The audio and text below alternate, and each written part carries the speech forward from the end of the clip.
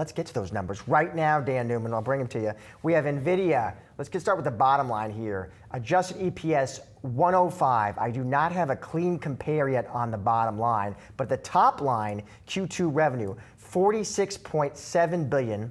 The estimate was 46.23 billion, so that's a beat on your top line. Adjusted gross margins, Dan, 72.7%. Let's go through the segments. I look at Q2 data center revenue, 41.1 billion. The estimate was 41.29 billion. Let's get to the gaming revenue as well, 4.3 billion.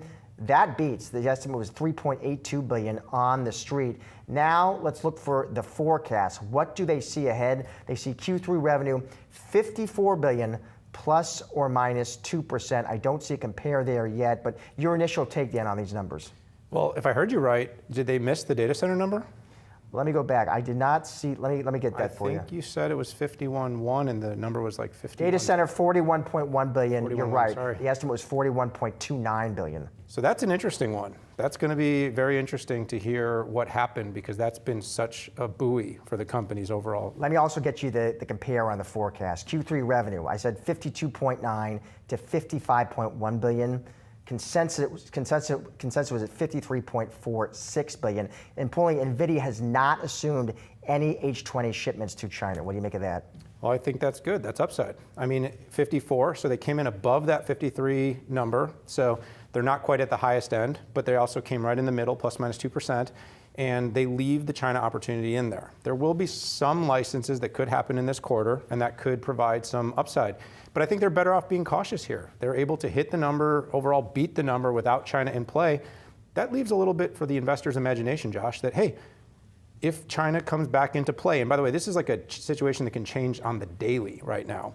If China comes back into play, there's upside in this next quarter. I think that we do see, Dan, immediately some pressure on the stock. Now, this is the initial reaction, down about 3%. I think you'd have to chalk it up, at least initially here, to that Q2 data center sales miss. Yeah, that's the one that stood out to me. My hair stood up on the back of my neck.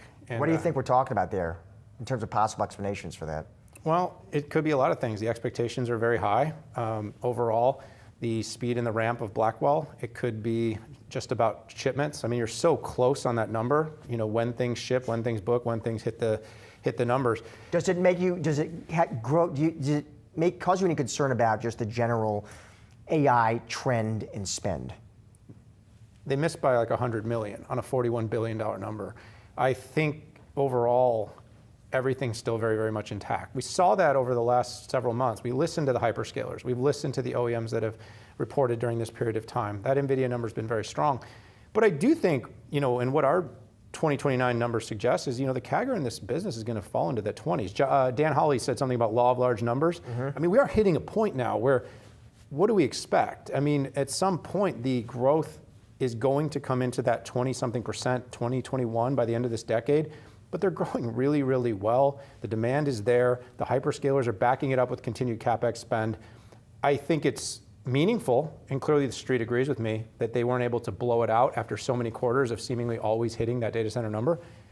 But you're talking 120 million on a $41 billion number. Yeah, we should mention the capital return news as well. They do approve additional $60 billion to share buyback. You are seeing some kind of ripple effects here. AMD, they're a bit lower. TMC comes under some pressure.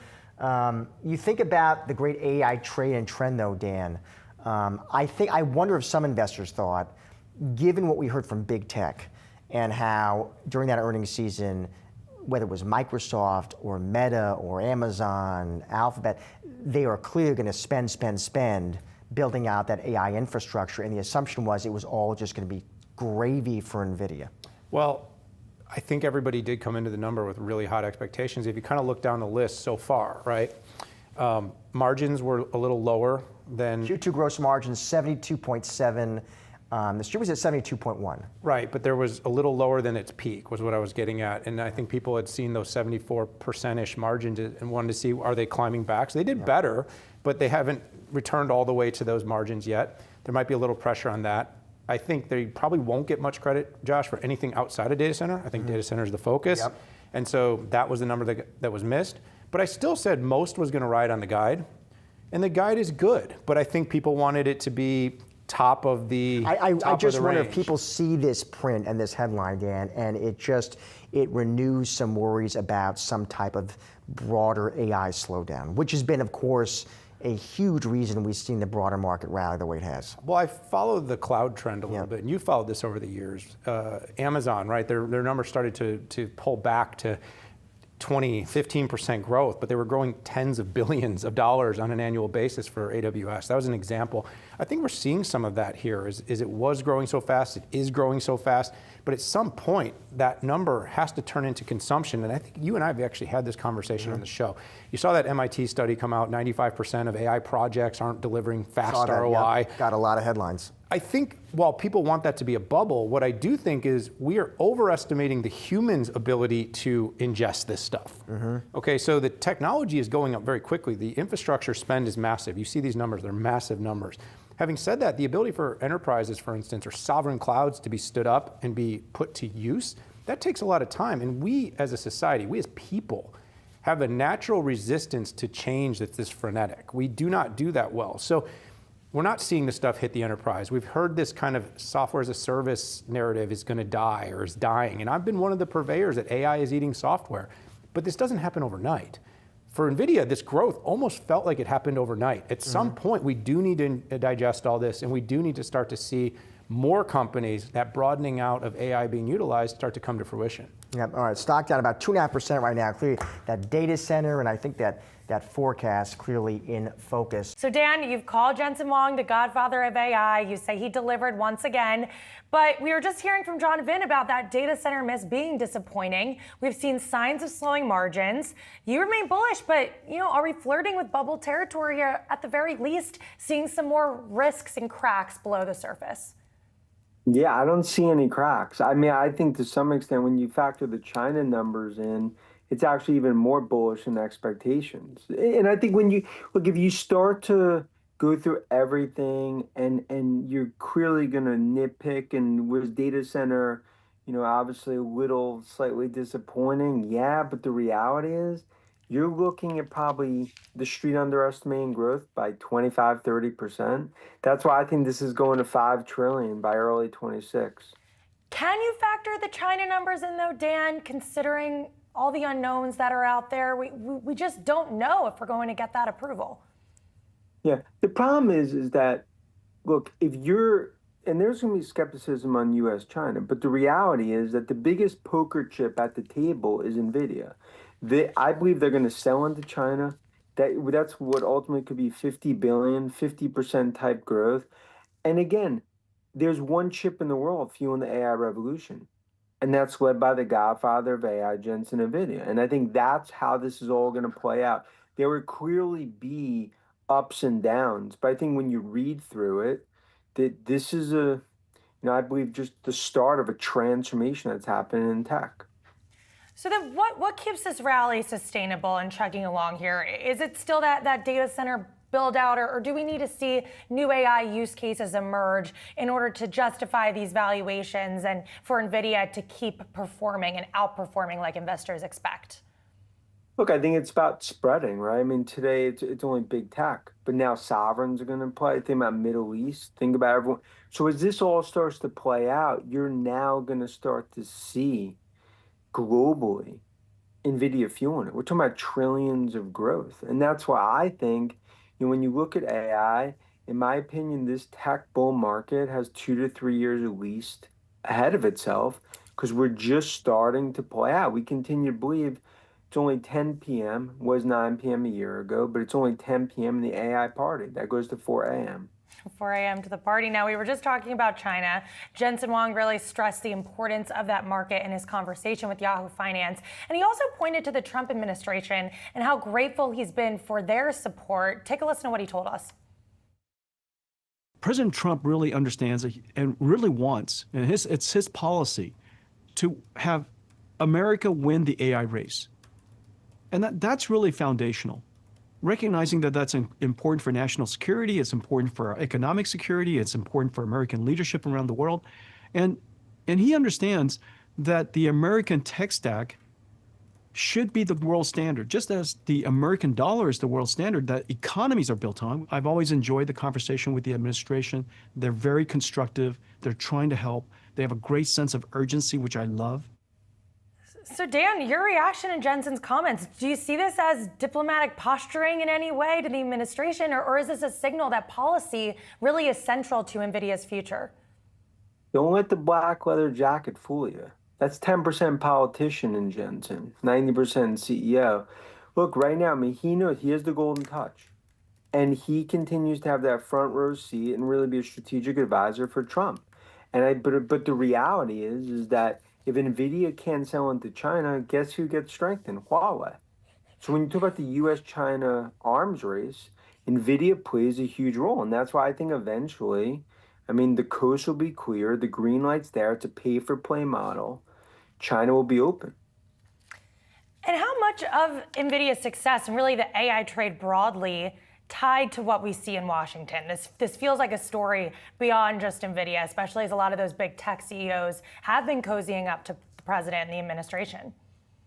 It's new rules of the game, right? And I think, from Cook to Jensen to everyone else, I think everyone's understanding how to play it.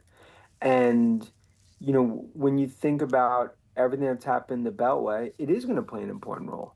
Because right now, it's this arms race playing out between U.S. and China, tariffs clearly playing, and you got to see how the restrictions ultimately play out. But the reality is, for the first time in 30 years, U.S. is ahead of China when it comes to tech because of the AI revolution. And because there's only one chip fueling the AI revolution, it's godfather of AI, Jensen, Nvidia. Mm-hmm. Now, speaking of big tech, navigating Washington, navigating policy, Apple has been at the center of that conversation. We have the upcoming iPhone event. They just announced that date, early September. Do you see that event as a catalyst for the stock, especially considering Apple shares have underperformed? Look, it's a catalyst. I believe it's going to be a big upgrade cycle, and we've talked about it.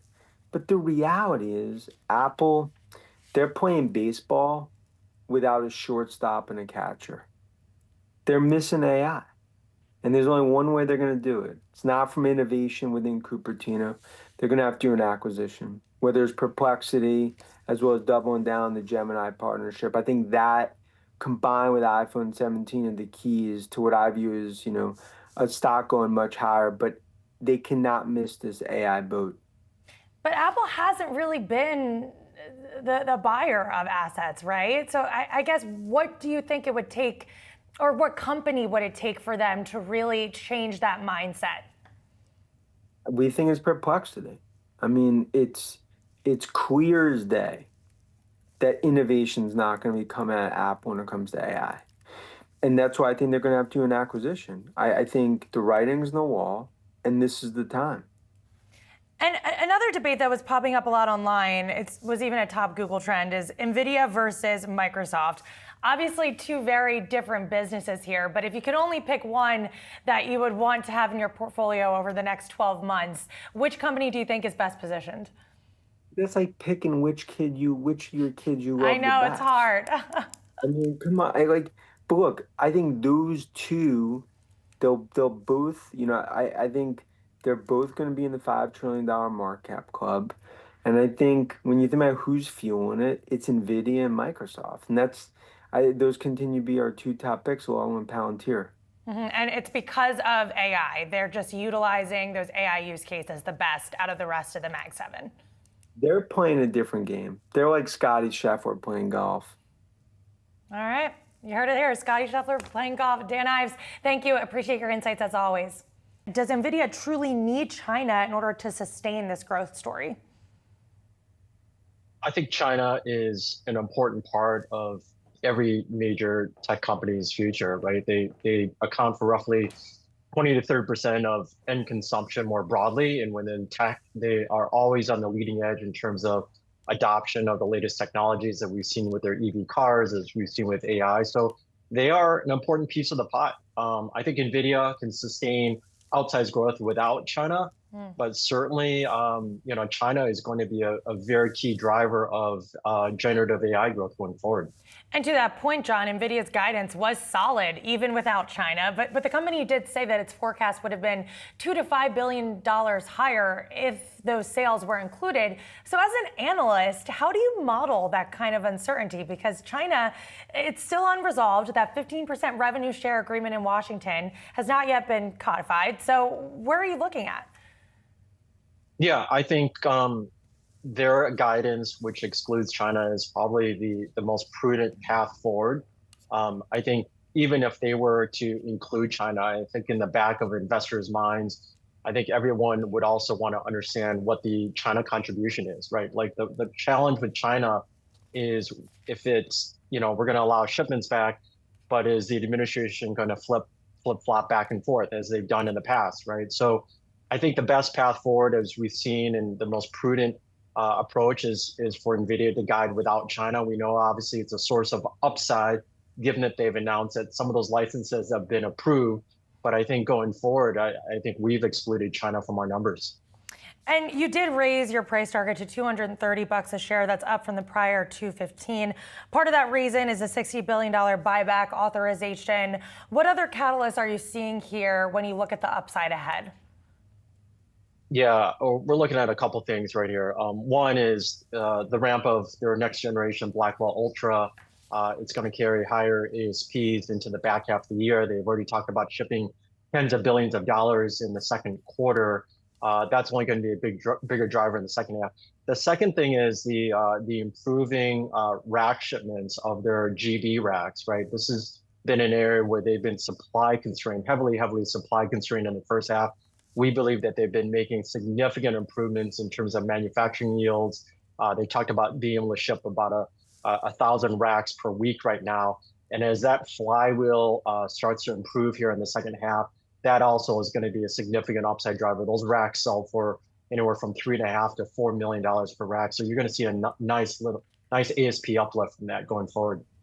And we are seeing shares down about 2% this morning. That data center miss is still the core of Nvidia's story, and that seems to be what investors are focused on right now. How did you interpret that number, and what does that signal about the sustainability of demand, especially as Blackwell continues to ramp up?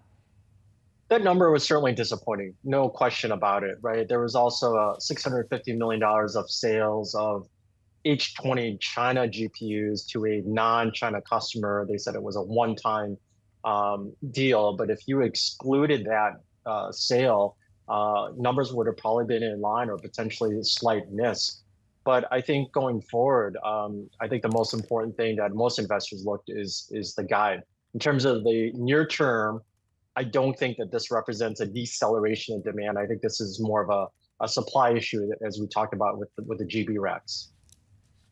All right, John, thank you so much. Appreciate your time. Great, thank you. Boston Wires, let's get you those results. Q2 EPS 231 versus an estimate of 218. It looks like revenue 96.43 billion versus an estimate of 93.97 billion. I'm just looking at Google ad revenue, 71.34 billion. The estimate was 69.71 billion. Turning to different segments, Google Cloud revenue, 13.62 billion. Estimate was 13.14 billion. YouTube ads revenue clocks in at 9.8 billion. Street was closer to 9.56 billion. Also looking ahead, they are seeing full year CapEx. They're now looking for about 85 billion. They had seen about 75 billion, and the street consensus was more like 73 billion. Just looking at how we're getting instant reaction here in the after hours. Remember, this stock was basically flat year to date heading into this print. Right now, down about 0.5%. Dave, you're looking over these headlines like I am. Your immediate response, Dave. Yeah, no, so I was looking at their actual reaction to the stock, and at first it looked to be positive. To your point, as you're going through the headlines, sort of the top line numbers look pretty strong. But then when you kind of, begin to peel back the onion, and we'll need to see more to come on the call, that CapEx spend number coming in, well above street expectations and what was previously guidance, is definitely a bit concerning, especially when, we're seeing nice growth from important segments of the company, but not necessarily gangbusters.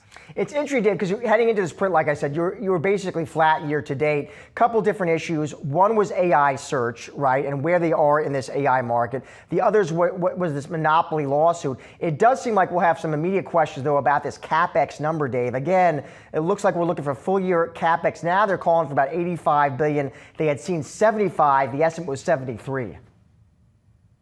Yeah, no, exactly right. I think in general, the question that we've had heading into this earnings season, and I think it's we're not alone here, is just how much CapEx is going to continue to come, right? So this is an arms race, right? We're still in the very early days of building out data centers, building large language models. At some point, though, there's going to be a preference that either corporations have or consumers have on sort of what AI models they want to use and how does that sort of all play out. But for the time being, every company needs to continue to plow ahead here. But seeing sort of, I'm going to be very curious to see, well, what exactly are they planning to spend this on? Is there something new? Because again, we still don't really know exactly what's going to happen with that monopoly lawsuit and the impact that could have, to Chrome. Some more headlines coming out, Dave.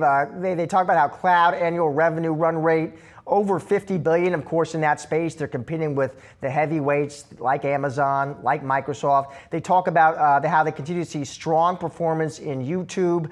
They talk about how AI is positively impacting every part of the business. I mean, the worry there, Dave, one concern has been about how AI will impact search, will impact Google's bread and butter. How do you think about that dynamic? Well, I think that, again, they're a company that sort of has the ability to sort of integrate AI into a lot of different operations, right? So they are not, Alphabet's not a pure play company, right? So obviously we know that it's dominated by search and sort of the ad revenue there, but YouTube has been a really bright star for it for some time now, and the ad revenue that can come from there. And if you can begin to integrate AI into sort of those products and systems, it's going to make their business benefit pretty markedly. But at the same time, they face this existential threat of, is there going to be something new, the new when it comes to search, right? I know, like a lot of folks, I'm using ChatGPT and other tools above a browser more and more. And at some point, that's going to have to kind of come to bite them. But that's why they're kind of really so focused on sort of integrating Gemini into all of their different products and offerings. Just your immediate thoughts and reaction to the results, Dan, with the stock under some pressure here, at least initially. Yeah, it looks like it's that CapEx spending, that extra $10 billion that we're seeing from the company. There's also, they saw the growth on both the cloud side as well as on the advertising side. I think the positive AI commentary is important given that they're expanding that CapEx. But, as you guys are talking about, there's no real understanding as to where that extra spending is coming from. Is it because of tariffs? Is it because of something else along those lines? Are they investing more into other companies? Obviously they had purchased Windsurf, got in on that. So is it more along those lines? Is it the hiring? Where is this spending going? I think that's where people really want to know what's going on. Rohit Kulkarni is here with us to talk more about that. Rohit, at least the initial reaction here after hours, stock's at about 2%. As Dan was just mentioning here, Alphabet sees CapEx, full year CapEx about 85 billion, Rohit. They had seen about 75 billion. The street, I don't know where you were, Rohit, was more like 73 billion. What do you make of the results? What do you make of the reaction so far in the after hours? I think fundamentally, I think we are seeing acceleration in revenues in a very large company. Google search is accelerating. YouTube growth has accelerated.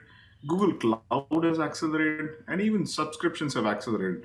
We agree that last Q2 there was slowdown, but they are compensating for acceleration, and we are not seeing any sign of existential issues that investors have been focused on as far as AI search is concerned, or what ChatGPT attention is taking away from Google. Having said that, I think the stock reaction here is a knee-jerk reaction about where are you going to spend those extra $10 billion, and what is the ROI that you're seeing from the existing spend? That's a sentiment that probably drives a lot of other mega caps, in my opinion, Josh, where Google is probably generating the most amount of cash, and they have the cushion to spend that cash. But we would love to know, is this an indication of supply chain constraints are easing up, that more chips, more power, more data center room is available, so they're able to spend more this year? Or is there something new or fresh from an investing standpoint that they have found? So Rohit, when that question is asked on the conference call about this CapEx, about 85 billion, they had seen about 75 billion. What do you think they're going to say to that, Rohit? How will they explain it, do you think? In my opinion, what they will cite as a kind of proof point number one is look at our results. Our results show acceleration in advertising revenues, in cloud revenues, and if we are seeing acceleration, it's because of some of the investments that we did over the last 12 to 18 months, and the investments that we are planning to do more of. Those same investments give us more confidence of a bigger return over the next 12 to 18 months. I feel that this is a show me quarter that everyone was piling on Google about fundamentals showing any signs of cracking from a revenue standpoint, and we haven't seen that at all. I think from a revenue upside, this was as comprehensive of a revenue beat as we have seen from Google in the recent past. You know, other big tech names, Rohit, I'm thinking about Meta. Now, they'll spend, but some of your colleagues on the street, Rohit, they'll say, well, we like that spending because we can see where it's positively impacting results. Talk about users and advertisers. Yep. Would you say the same about Alphabet? It is, although we don't have a full disclosure in terms of what it is actually helping from a usage. Q3 EPS looks like 157 versus estimates of 143. I see revenue 94.04 billion versus an estimate of 89.3 billion. It looks like iPhone revenue 44.58 billion. That is also a beat. The street was at 40.06 billion. Josh Schaefer, looking at you, what do you see in these results as well? Yeah, Josh, I mean that iPhone beat really popping off the screen to me, right? To see iPhone revenue coming in at almost 44.6 billion, and that was above the street estimate of 40.06 billion. Also some other beats across the revenue spectrum here. I'm looking at Greater China revenue coming in at 15.4 billion. That's above a 15.2 billion estimate. Then you go down to products revenue overall, that coming in at 66.6 billion, above a street estimate of 62 billion. Again, that smaller Mac revenue segment coming in at 8 billion, above an estimate of 7.3 billion. So it seems like some of the key products for Apple here driving better revenue than the street had expected. Stock was initially up 3%, Josh, right as this release crossed, coming down a little bit now, up about 1%.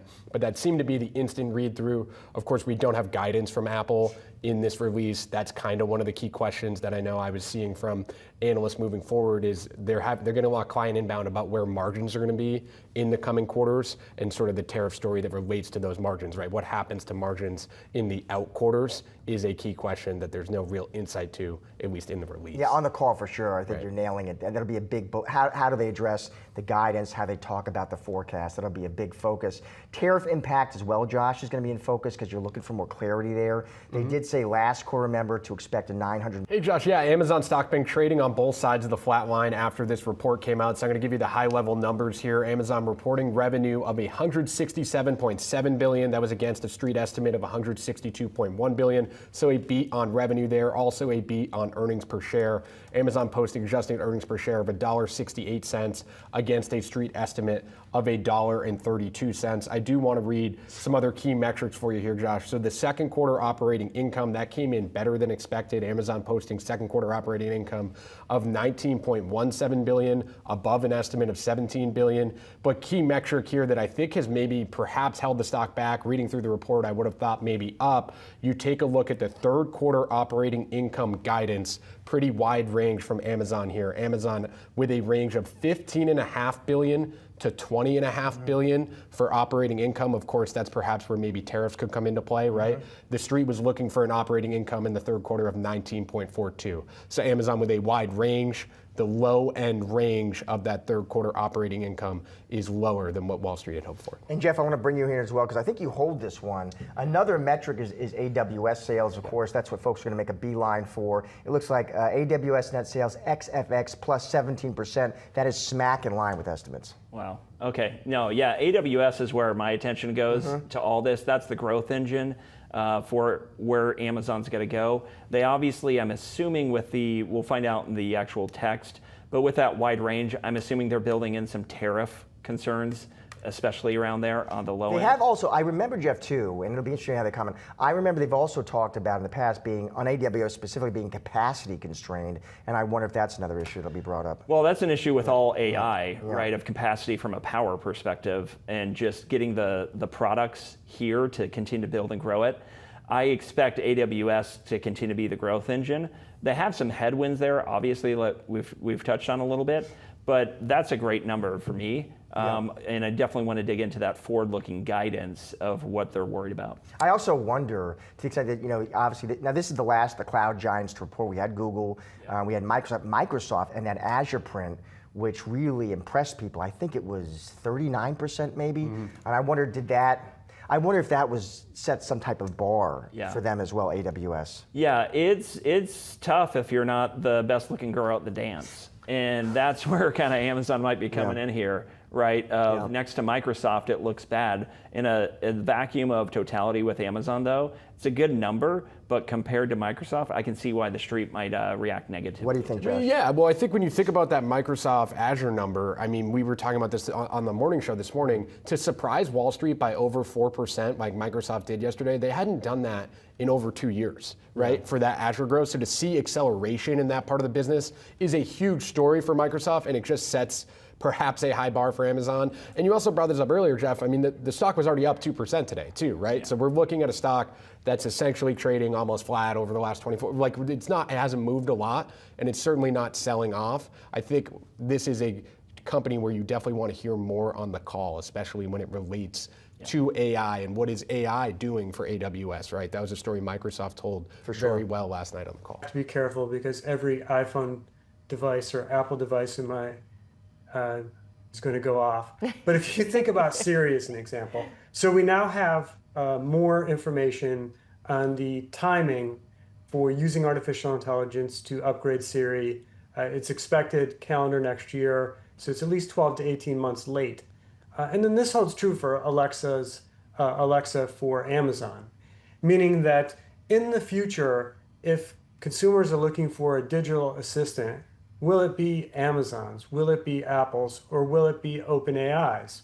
So how functional or how important is your smartphone in the future if the main primary features or the things you value most are not necessarily coming from Apple? I think that's a challenge. Well, but how would you access those things, I guess, is the question. Like yes, your Alexa, you got your, whatever your device is at home, but you don't carry something with you typically that has Alexa unless you access it through your phone. OpenAI right now, you get to it through your phone or your device, right? So in other words, are you seeing a near future where these other companies will also have other ways for us to access it? Yeah, so the concern is, from a dislocation standpoint, when does the smartphone become less instrumental to a consumer's experience with the internet or with technology? And I would say that so far, the shelf life or the product life for smartphones has been incredibly robust and incredibly long-term. But I guess the question is, we talk about the Internet of Things or things of that nature, but what happens when you interact with the internet in your car, or you interact with the internet on perhaps a smart TV, devices that aren't your smartphone? How significant will Apple be in the future? And really what's driven the stock for the last 12 to 18 months, perhaps 2 years, is the services revenue growth. Well, what happens to the services revenue growth for Apple if hardware sales not only stagnate, but decline? And I think that's a big long-term concern that investors have for Apple. Now, Tim Cook did say on the call that they're sort of cognizant of a post-smartphone world, right? Like maybe it's glasses, maybe it's something you wear around your neck, maybe it's a chip in your brain, I don't know. I mean, did you find that reassuring at all? I found it reassuring because he said it in a manner to suggest, Julie, that they're working on things that he didn't want to highlight. Meaning that, so Apple could have a smart ring, or Apple could have maybe not the Neuralink brain chip, But Apple could have all those products consumers may use in the future to interact with technology and to access the internet, things of that nature. So the manner of the way he said it suggested to me that Apple's working on things, and I think that's good when the day comes and the smartphone's less, significant. We will look ahead to that day. I don't know about look forward happily, but we'll anticipate that day. Look at that move in the price. Yeah, Josh, you're seeing a big move in Meta there. Shares up almost 9%. So I want to just hit the high level numbers here for you first. So in that second quarter, Meta reporting adjusted earnings per share of $7.14. That was against a street estimate of $5.89. So a pretty significant beat there. Meta also reporting revenue of $47.62 billion. That was above a street estimate of $44.83 billion. Then you move over to Meta's Q3 guidance. That also coming in better than expected, at least up from a sales perspective. Meta guiding for a range of $47.5 billion to $50.5 billion. Street estimate was looking for 46.2. Of course, Josh, when we talk about a company like Meta and how much they've been spending, CapEx is a key part of this conversation, right? So Meta moving up their CapEx range for the full year to $66 billion to $72 billion. The bottom part of the range had been 64. So yes, boosting that range a little bit, but remember, they had actually boosted their full year CapEx guidance, the entire range, going back to last quarter. So I know some analysts on the street were perhaps worried to the extent that Meta had been spending, and perhaps too big of a move in CapEx would have been downside for this stock. But right now, most of those numbers I read, Josh, significantly better than what the street expected, and you're seeing the stock act like it. Huge move. We're up more than 9% now in the after hours. I mean, to your point, Josh, we know this company's all in on AI. They have been spending, they've been hiring. You just heard Zuckerberg talking recently. The company's going to spend hundreds of billions of dollars to build data centers around the country. Bulls, of course, to your point, though, they look at all this spend and they believe, and investors seem very optimistic, that there's going to be some long-term meaty ROI on all that spend. It's not just the spending, it's the hiring. We were talking to Dan Howley earlier, how Zuckerberg continues to poach just top AI talent from his rivals, which is, I mean, listen, reportedly the pay packages are incredible, but you also do kind of wonder, is it just the pay, or do a lot of folks, are they excited to also just work with Zuck on his AI projects and his AI strategy? I would think that's going to be a big discussion on the call, right? Is sort of what is exactly going on with a lot of this investment. And Meta did call this out in their release too, Josh. So Meta said they are expecting upward pressure on 2026 total expense growth rate. We expect the second largest driver of that growth to be employee compensation as we add technical talent into priority areas. So they're already getting out in front of it and they're talking about it. They know that this is a big topic of discussion. It feels like over the last month and a half or so, most of the headlines surrounding Meta has been how much they're paying employees to get talent over there and continue building AI. Finally, just to give a quote from CEO Mark Zuckerberg, he's talking about superintelligence, of course, Josh, which I still don't quite understand necessarily at this point. Just ask Howley. He's excited to build personal superintelligence for everyone in the world. So we're going to know more about it at some point. I did see even some well-known bulls heading into this print. Bulls saying they thought that, hey, the valuation is kind of screening expensive here, but look at this one. We're up 9% over here in the after hours. Thank you, Josh. Well, Meta and Microsoft surging after reporting their latest quarterly results. And join us now to take a closer look at the Mag 7 names. Let's get to D.A. Davidson, Managing Director, Gil Luria. Gil, it is great to see you. So big tech reports and making big moves here in the after hours. Gil, I know you cover both these names. I know, Gil, you like both these names. Let's start with Meta. This stock is up now 10% in the after hours. What do you make of the results, Gil? Is that move justified in your opinion? Yes. Yeah, the results, the stock moves make sense. The results are that good, both for Meta, and we'll talk about it in a second, for Microsoft. For Meta, they were able to grow revenue 22%. That's a significant acceleration from last quarter. And the context is Google grew its ad business closer to 12%. So Meta is gaining significant share in the digital advertising market. They're doing it with while keeping, at least to date, expenses under control, and therefore investors have patience for the CapEx guidance that they're providing. For this year, it's only a slight increase, but there was a comment in there about a significant increase in CapEx again into 2026. Investors will have patience for that as long as revenue is growing this fast. They're selling a lot more ads and they're selling them for a lot more. So they're spending, Gil, but is your point, listen, we're seeing the ROI on that spend? To some extent, it's more that investors with Meta have always had patience for the longer term investments when the current business is doing well. When the digital advertising business that is the lifeblood of Meta is doing well, investors have patience for Reality Labs, for Metasphere, and now for these longer term super intelligence investments. That's what's happening, which is to say, the AI investments do pay off in the core business.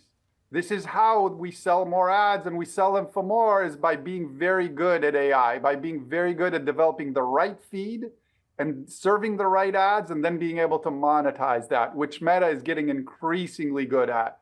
But the investment is well beyond that. The investment, as you talked about earlier in the hour, is about Mr. Zuckerberg's pursuit of super intelligence, whatever that may end up being. Let me ask you, Gil, taking a step back, when you think about Meta's role, strategy, competitive advantages in that broader AI market, how would you define those advantages? Well, so one is they're working towards another platform, the next platform, hence the Meta Ray-Ban glasses and Oakley glasses. They want to have the next platform because they don't like that fee that they have to pay Apple and Android for having their applications on their devices. They want their own device, and AI is a big contributor to that. And then they're also working towards having the dominant AI model. Let's not forget, a year ago, Llama 3 was cutting edge, was state of the art. Llama 4 failed, which is why they have now gone and aggressively invested in talent. So the next iteration of Llama can again be state of the art. So they can again be front of the pack in this pursuit of an omnipotent AI model. To your point, I mean, Zuckerberg is aggressively poaching successfully top AI talent from rivals. When you think about the risks to this one, Gil, I know you have a buy on this one, but when clients ask you, what are the risks I do need to think about? What do you tell them? That founder mode is great when things are going well. It's been more challenging owning Meta and before that Facebook when things don't go as well. If the advertising market rolls over because of a weaker consumer, investors may lose patience for Mr. Zuckerberg's aggressive investment. So that's the two sides of the coin are when things are great, you want to have founder mode. When the core business doesn't do as well, you have a little bit less impact as a shareholder. Let's switch gears here, Gil. Microsoft, another name you cover, another name you like. Also, Gil, we are surging higher here in the after hours. We're up more than 7%. What do you make of those results? They're even better than it seems.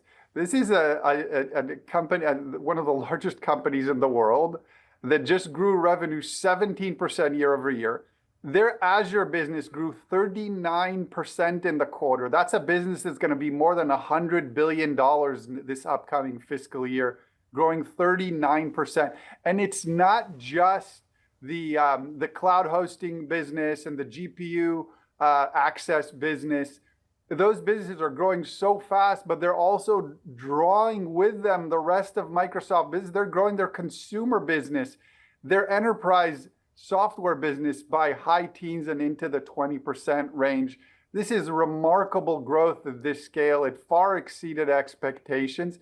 And unlike Meta, they are doing this with more responsible spending. They are figuring out a way to invest in CapEx, build this new capacity, but they are also finding ways to offload excess capacity in the short term so the CapEx numbers don't get out of control.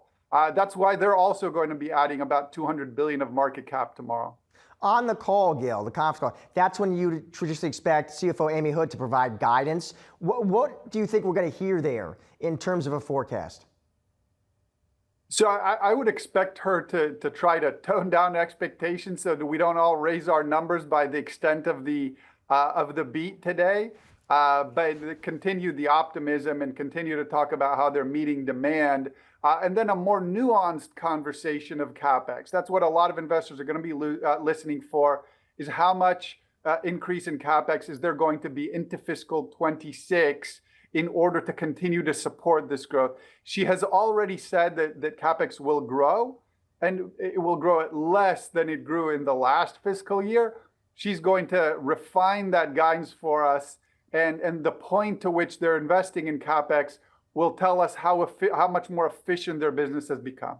Let's say you had the chance to ask CEO Satya Nadella a question or two on that call. What would be top of mind for you?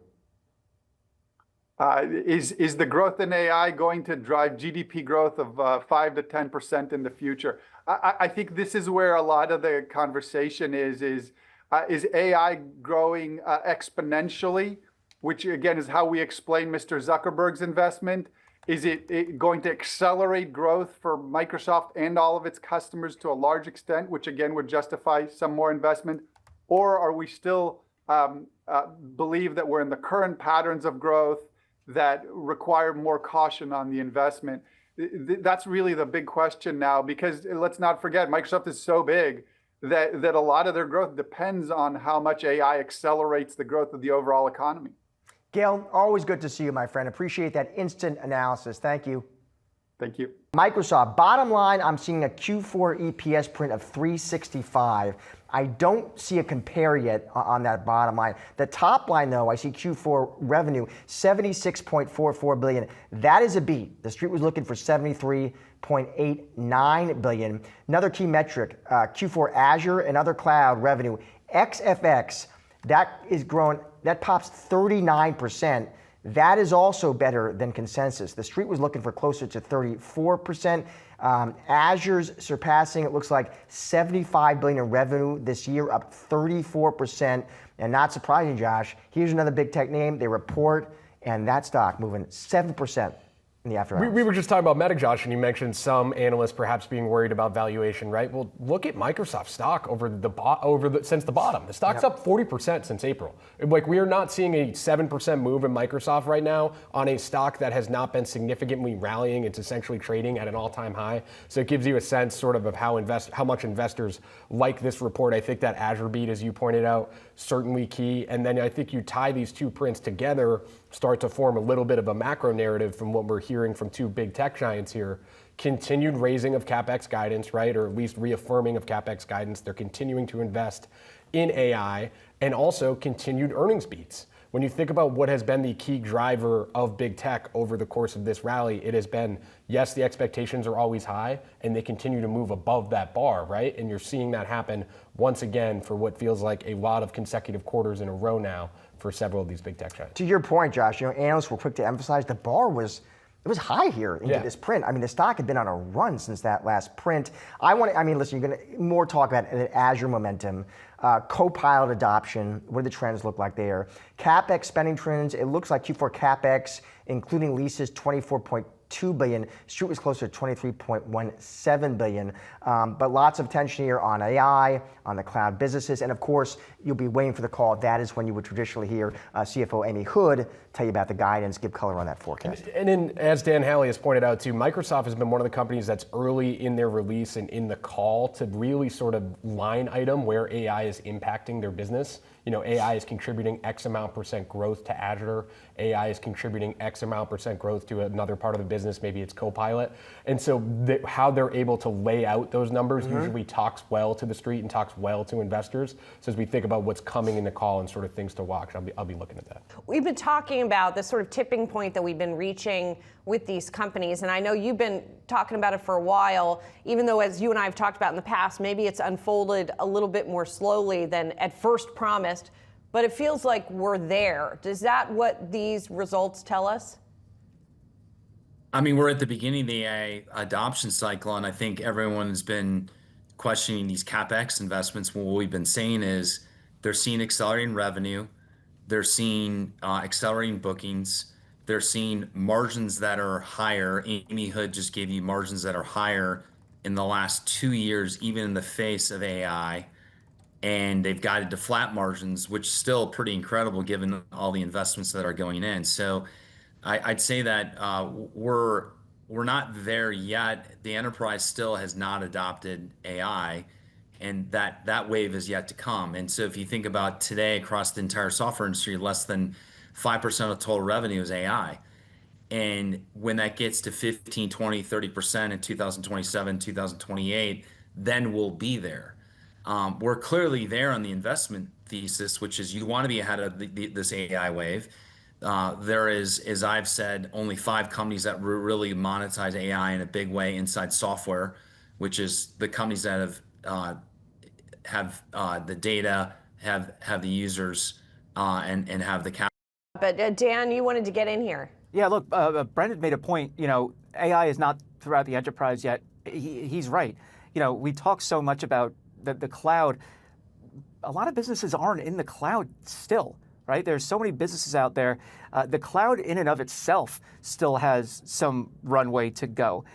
We were talking about, Microsoft was talking about their on-prem business, which is their on-premises business, where people stand up servers in their own individual office buildings. Maybe they need to have them more secure or whatnot. So that's part of their cloud business as well.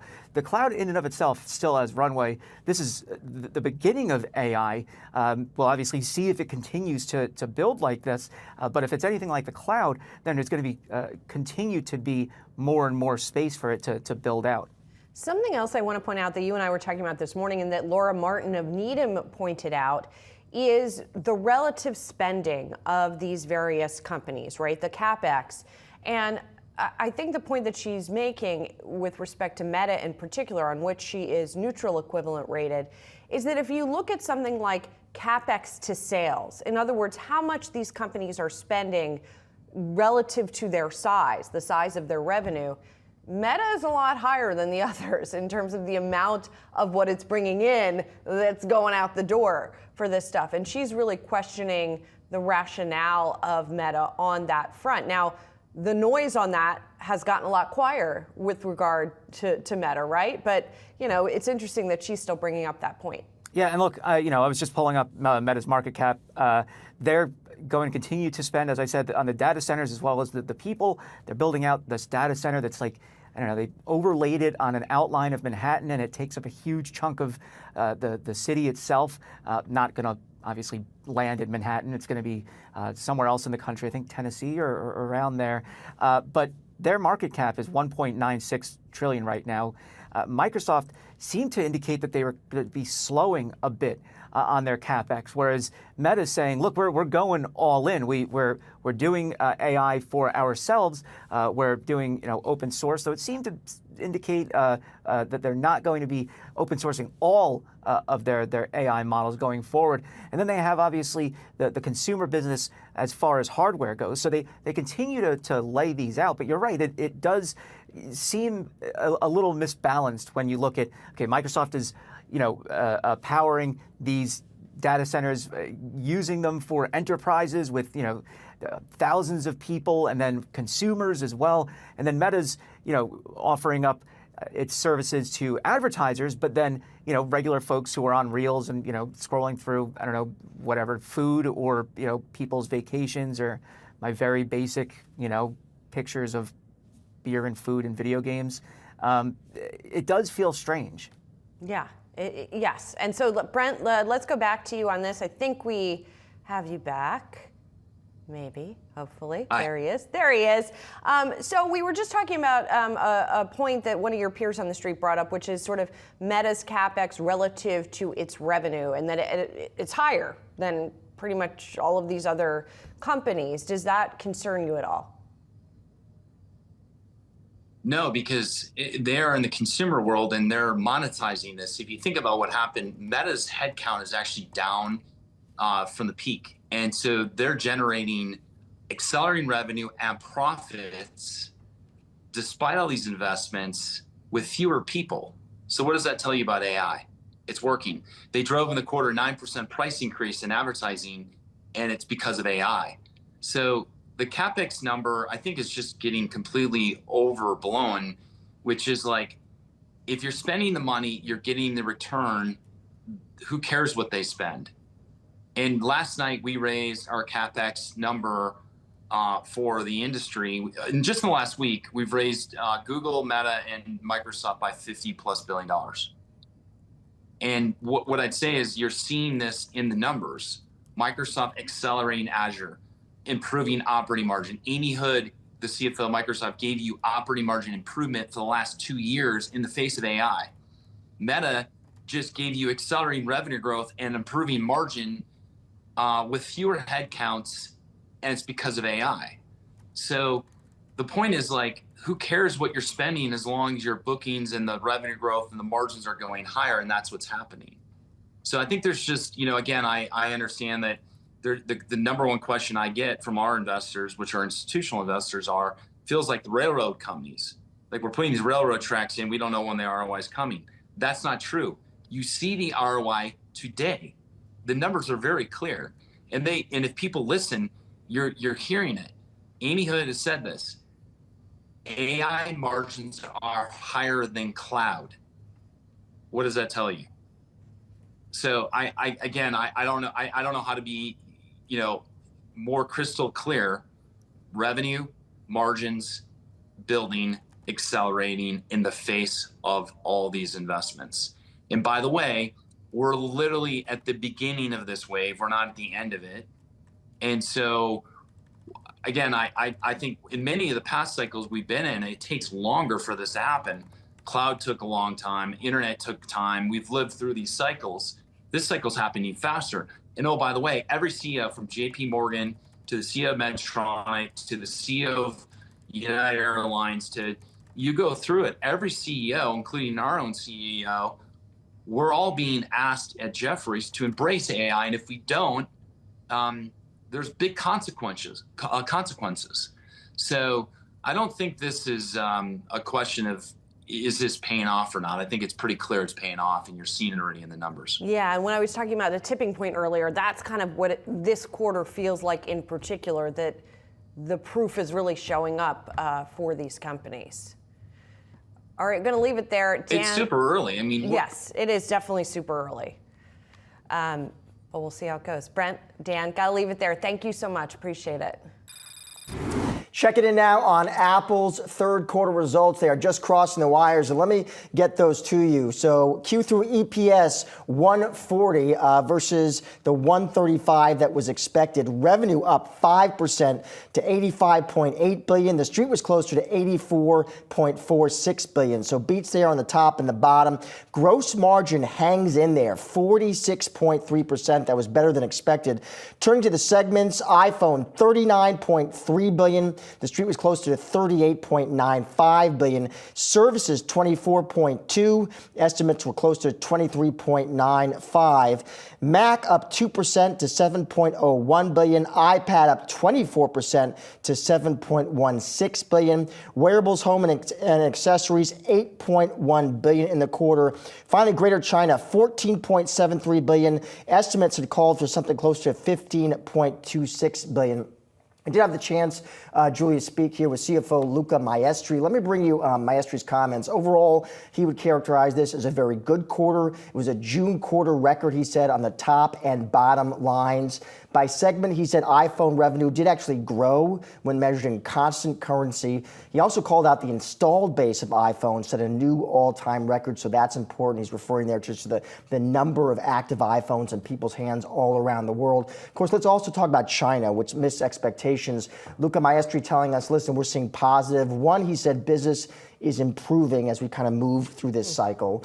In constant currency, he said the decline was actually less than 3%. So he's saying currency playing a factor there. All-time iPhone install base record there, he told me. Top 3 models in urban China were iPhones. They feel good about the business. Guidance, we know, will come on the call. Luca Maestri will give a forecast, at least color and commentary at that point. It was very interesting to watch the stock reaction as you were speaking, because it was kind of bouncing around between positive and negative, and now it's a little bit more solidly positive here. Something to point out, just context-wise, when we look at the big picture for Apple, this is a rebound in sales growth, right? Because the company's sales had fallen for 5 of the past 6 quarters. So that 5% gain in sales, better than the 3% that was estimated, that's got to be a relief for the Apple bulls out there. So that's something to point to. Of course, as you say, the forecast is going to be really important. And of course, to beat the drum, anything they say about AI and how AI is going to inform their next iOS, how it's going to inform demand for their devices going forward. It feels like that's really the other item that the street wants to You get can more bet on clarity that around. call. Analysts are going to be all over that, trying any which way to get some commentary there. Will they get any? We'll see. We'll see. One more issue here. Capital expenditures, Julie. Just want to touch on that because there's a lot made. Apple's big tech rivals are obviously spending a lot on capex, building out these data centers to host AI services. So I asked Luca Maestri, just how are you thinking there in Cupertino about capex plans, especially to capitalize on the AI opportunity? Luca Maestri telling us, listen, we've announced Apple Intelligence. We've made all the investments we need to. We're going to continue making investments. He also reminded us that people compare us to these other big tech companies, but he pointed out, listen, we have a different business model and operating model. It is a hybrid, he reminds us. We do a lot of work in our data centers and partner, though, with others and use on their data centers. So he's just knowing the differences here between himself and others. People excited about Apple Intelligence. It is another reason to upgrade the iPhone, he said. For more on Apple earnings, we have Angelo Zeno, CFRA Research Senior Equity Analyst. Angelo, it is great to see you as always. Those Apple's results just crossed. Your reaction to the report, Angelo? Yeah, Josh, thanks for having me. I'd say overall the numbers were pretty good, right? But the question isn't necessarily about the quarter. It's kind of about the guidance here for the September quarter, and maybe to the point that you guys had just talked about. What is the outlook thereafter? And what I would say is, there was likely some sort of pull-in effect here that went on in the June quarter, given that we saw such strength almost across the board as far as the product revenue is concerned, and likely that had some impact due to the uncertain tariff landscape at this point in time. So again, it really is going to be dictated on what happens, what Tim Cook has to say on this call as far as what that forward guidance is going to look like. Angelo, you mentioned tariffs. That is a key question here. I mean, as you try to model this and forecast, what do you think that financial impact could look like for Apple in the quarters ahead? So here's the issue. Nobody really knows, and I don't think Apple knows themselves. And the problem right now is, and a big reason why they're probably going to provide limited guidance here for the September quarter. I wouldn't even be surprised if they avoided guidance on potentially the revenue or the gross margin side of things. Listen, there's a lot going on here over the next 5 to 6 weeks for Apple, right? I mean, you kind of look into just the month of August alone, you've got likely some sort of clarity from the 232 pending semiconductor investigation, where that's really where the tariff situation hinges for Apple. And whatever number comes out of there, is it 25%, is it 50%, what have you, is going to partly dictate what Apple is going to be penalized here, at least on the tariff side of things. And then the other issue is, as we progress into September, what does Apple do from a pricing perspective? If we were to see higher tariffs from this 232 semiconductor investigation, our belief is they're going to look to offset that. So you're probably going to see some sort of pricing hike if you see these higher tariffs. So our view is they're going to try to sustain some of those margins. But again, it's tough to really know. Right now, we're pegging in about a 25% expected semiconductor tariff. And likely, some sort of $50 bump up or what have you in terms of pricing with the iPhone 17 cycle. But listen, it's very fluid in nature. We just don't know the details at this point in time. And Apple themselves, the bigger problem, doesn't know as well. So when you think there could be price hikes, Angelo, for those new devices in the fall, have you tried to put a number on that? What kind of hike we could be looking at? Quantify it? Yeah, I mean, like I said, we're thinking potentially, and this is important, right? When you look at Apple specifically, they haven't increased the base price of their iPhones, right, since the iPhone 12 cycle. The reason they did increase the price on the iPhone 12 cycle was because of the move to 5G. 5G has significantly higher content costs attached to it, and as a result, they were able to pass through those higher prices to the consumer. It was expected. Over the last couple of years, they've done a number of things to avoid any type of price hike. We think it's probably going to be something along the lines of, let's call it about $50 or so across the board. It could potentially be more than that again if the tariffs are higher than we anticipate. So Again, it's very uncertain in nature. But the fact that Apple historically has tried to prevent these price increases to the consumer is very important. I think also Apple wants to make sure the optics doesn't look bad with all of this, right? I mean, you've got a Trump administration at this point in time that probably is looking very closely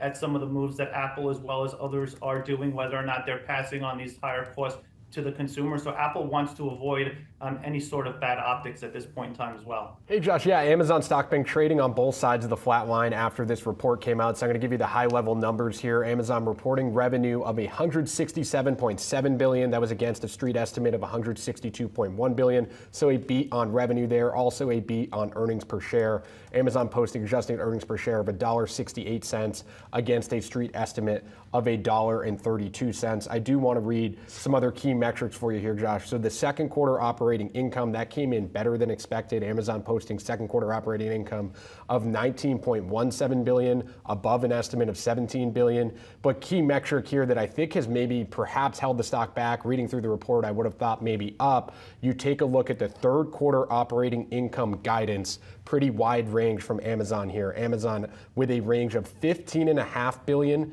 to $20.5 billion for operating income. Of course, that's perhaps where maybe tariffs could come into play, right? The street was looking for an operating income in the third quarter of 19.42. So Amazon with a wide range. The low end range of that third quarter operating income is lower than what Wall Street had hoped for. And Jeff, I want to bring you here as well, because I think you hold this one. Another metric is AWS sales, of course. That's what folks are going to make a beeline for. It looks like AWS net sales ex-FX plus 17%. That is smack in line with estimates. Wow. Okay. No, yeah, AWS is where my attention goes to all this. That's the growth engine for where Amazon's going to go. They obviously, I'm assuming we'll find out in the actual text, but with that wide range, I'm assuming they're building in some tariff concerns, especially around there on the low end. They have also, I remember, Jeff, too, and it'll be interesting how they comment. I remember they've also talked about in the past being, on AWS specifically, being capacity constrained, and I wonder if that's another issue that'll be brought up. Well, that's an issue with all AI, right, of capacity from a power perspective, and just getting the products here to continue to build and grow it. I expect AWS to continue to be the growth engine. They have some headwinds there, obviously, like we've touched on a little bit, but that's a great number for me. And I definitely want to dig into that forward-looking guidance of what they're worried about. I also wonder, to the extent that, obviously, now this is the last of the cloud giants to report. We had Google, we had Microsoft, and then Azure print, which really impressed people. I think it was 39% maybe. And I wonder, I wonder if that was set some type of bar for them as well, AWS. Yeah, it's tough if you're not the best looking girl at the dance. And that's where kind of Amazon might be coming in here, right? Next to Microsoft, it looks bad. In a vacuum of totality with Amazon, though, it's a good number, but compared to Microsoft, I can see why the street might react negatively. What do you think, Josh? Yeah, well, I think when you think about that Microsoft Azure number, I mean, we were talking about this on the morning show this morning, to surprise Wall Street by over 4%, like Microsoft did yesterday, they hadn't done that in over 2 years, right, for that Azure growth. So to see acceleration in that part of the business is a huge story for Microsoft, and it just sets perhaps a high bar for Amazon. And you also brought this up earlier, Jeff. I mean, the stock was already up 2% today, too, right? So we're looking at a stock that's essentially trading almost flat over the last 24. Like, it hasn't moved a lot, and it's certainly not selling off. I think this is a company where you definitely want to hear more on the call, especially when it relates to AI and what is AI doing for AWS, right? That was a story Microsoft told very well last night on the call.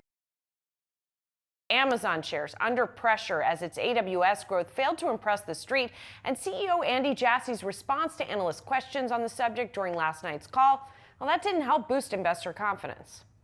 We have a meaningfully larger business in the AWS segment than others. I think the second player is about 65% of the size of AWS. The results over the last number of quarters, there's some times where as far as we can tell, we're growing faster than others, and sometimes others are growing faster than us, and it's still early. I mean, how often do you have an opportunity that's $123 billion of annual revenue run rate where you say it's still early? It's a very unusual opportunity that we're very bullish about. Joining me now with his take on Amazon standing in the AI arms race is Brad Erickson, RBC Capital Markets equity analyst. Brad, it's good to see you. Did you find that Thanks for having Jassy was too, maybe not dismissive, but a little too casual about the concerns that the street's expressing? Do you think Amazon's gotten a little complacent? Generally, yes. He had kind of a tough conference call, we'll say, or the company had kind of a tough conference call, to put it lightly. I think, they just didn't really address the fact that there is a large and frankly, this quarter, growing gap between the growth rates of AWS and particularly, Microsoft and Google. And I think, to put a sort of more particular point on it, he spoke about, other companies, mostly meaning Microsoft, benefiting from training revenue. A lot of that is intended around OpenAI, and Amazon does not have OpenAI as a customer. They have Anthropic, which is a positive force, but it's not nearly as big as what OpenAI is doing. And so what he's saying is as more developers start to use other platforms, say besides OpenAI over time, they will benefit from that. We believe that to be true. The problem is the optics of how that's sort of, outputting into their financials right now is just not great. And so that's the issue for the moment. And I guess it's also a timing issue, right, Brad? Like, at what pace do you think that will start to happen? That is the $1 trillion question, or what did you say, $187 billion question this morning. Yeah, I think the issue is, and we all, the analysts that cover the stock, all spoke with the company afterwards last night. They're not really giving us good indication that it's coming in the next even quarter or two. What we're looking for is acceleration, right? They grew 17.5% last night on the revenue of AWS. I think investors are looking for something probably that approaches 20% over time. We think that's probably a next year type of thing, which is fine. You can hold the stock here and play for that, but you're probably not going to get it for a little while. And you ask in your note in reaction to the earnings whether the changes we're seeing are structural here. What would be your best guess at the answer to that? Yeah, I mean, like a lot of things, we can make the argument both ways. Right. If we think they are having structural issues, it's just, again, that Microsoft is capturing so much of OpenAI's development, as well as those using, OpenAI's models and others that could flow through Azure, and that Amazon just isn't going to capture that as much over time. That's the negative argument. The more optimistic view is just that, hey, look, again, OpenAI has that huge lead. Everybody's aware of that. But we know that these models are going to commoditize over time. The developers are going to use a lot of different kinds of models. That's actually what the most attractive part of AWS's platform is they're going to have probably the most models, kind of a menu of models for custom use by whatever companies want to use. We think that's really compelling over time. We actually think that's how it plays out, but that's the more optimistic view. We know what Apple earned last quarter, and we know what Amazon earned last quarter. Dan, I want to go to you on this. Let's talk Amazon first, because this is the one that is really moving more this morning, and is sort of one of these things is not like the other situation relative to its cloud peers. Yeah, getting slapped around this morning. My goodness. The big deal here for Amazon was obviously the AWS number, and then the outlook for operating income. So they beat on the top and bottom line. It seemed like a good quarter. They barely squeaked by beating the street's estimate on AWS, though. And then their operating income for the current quarter came in lower than the midway point. So the big takeaway is they're not really making the money that Microsoft and Google are in their cloud business. Now, Andy Jassy would point out that they're a markedly larger business than Google. Absolutely fair and absolutely true that they're larger than Microsoft. Totally, for sure.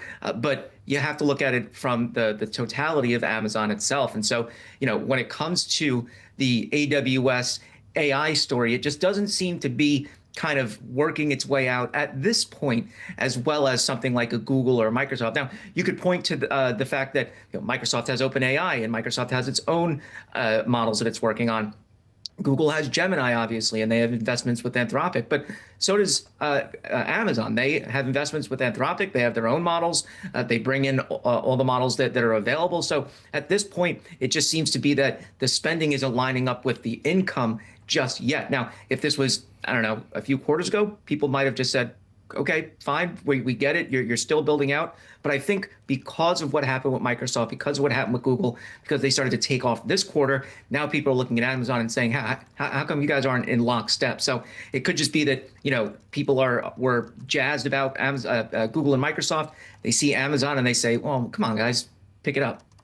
Yeah, it feels that way, right? Especially on a relative basis. And speaking of relative basis, Apple, I guess relative to pretty lousy expectations, did okay. Yeah, I mean, look, they did fantastic as far as the quarter goes. Knocked it out of the park when it came to iPhone revenue.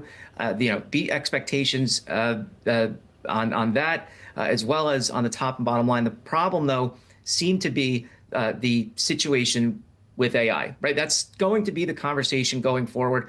Wall Street wants to see Apple with a definitive AI strategy. They don't have it quite yet lined up, right? They're working behind the scenes. They say that Tim Cook said that they're investing heavily in R&D for AI. They're open to making acquisitions, but they didn't give us a full indication of when that's going to happen quite yet. They said that the more advanced Siri is coming in 2026. It was supposed to be coming this year. Obviously, there was delays. So it really is that kind of story of, show me what you've got going on as far as AI goes. And I've said this before. This is wholly a Wall Street thing at this point, where it's, investors, analysts, they want to know Apple is going to be a big part of the AI story. The consumer, I don't think they really care. I'll be honest with you. I think at this point, it's AI is going to be a part of products, but not a product in and of itself when it comes to consumers, unless it's an app like ChatGPT. Elon Musk warned of near-term weakness for the EV maker as the company focuses its efforts on upscaling autonomous ventures. We're in this weird transition period where we will lose a lot of incentives in the U.S. On the other hand, autonomy is most advanced and most available from a regulatory standpoint in the U.S. I mean, does that mean we could have a few rough quarters? Yeah, we probably could have a few rough quarters. I'm not saying we will, but we could. So what does that cautious tone mean for investors? Joining me now, longtime Tesla bull, Dan Ives, Wedbush Securities Managing Director and Global Head of Technology Research. Great Dan, to be here. Great to see you. So I got to ask you, when the CEO of the company is saying something like that, is Tesla dead money for the next year?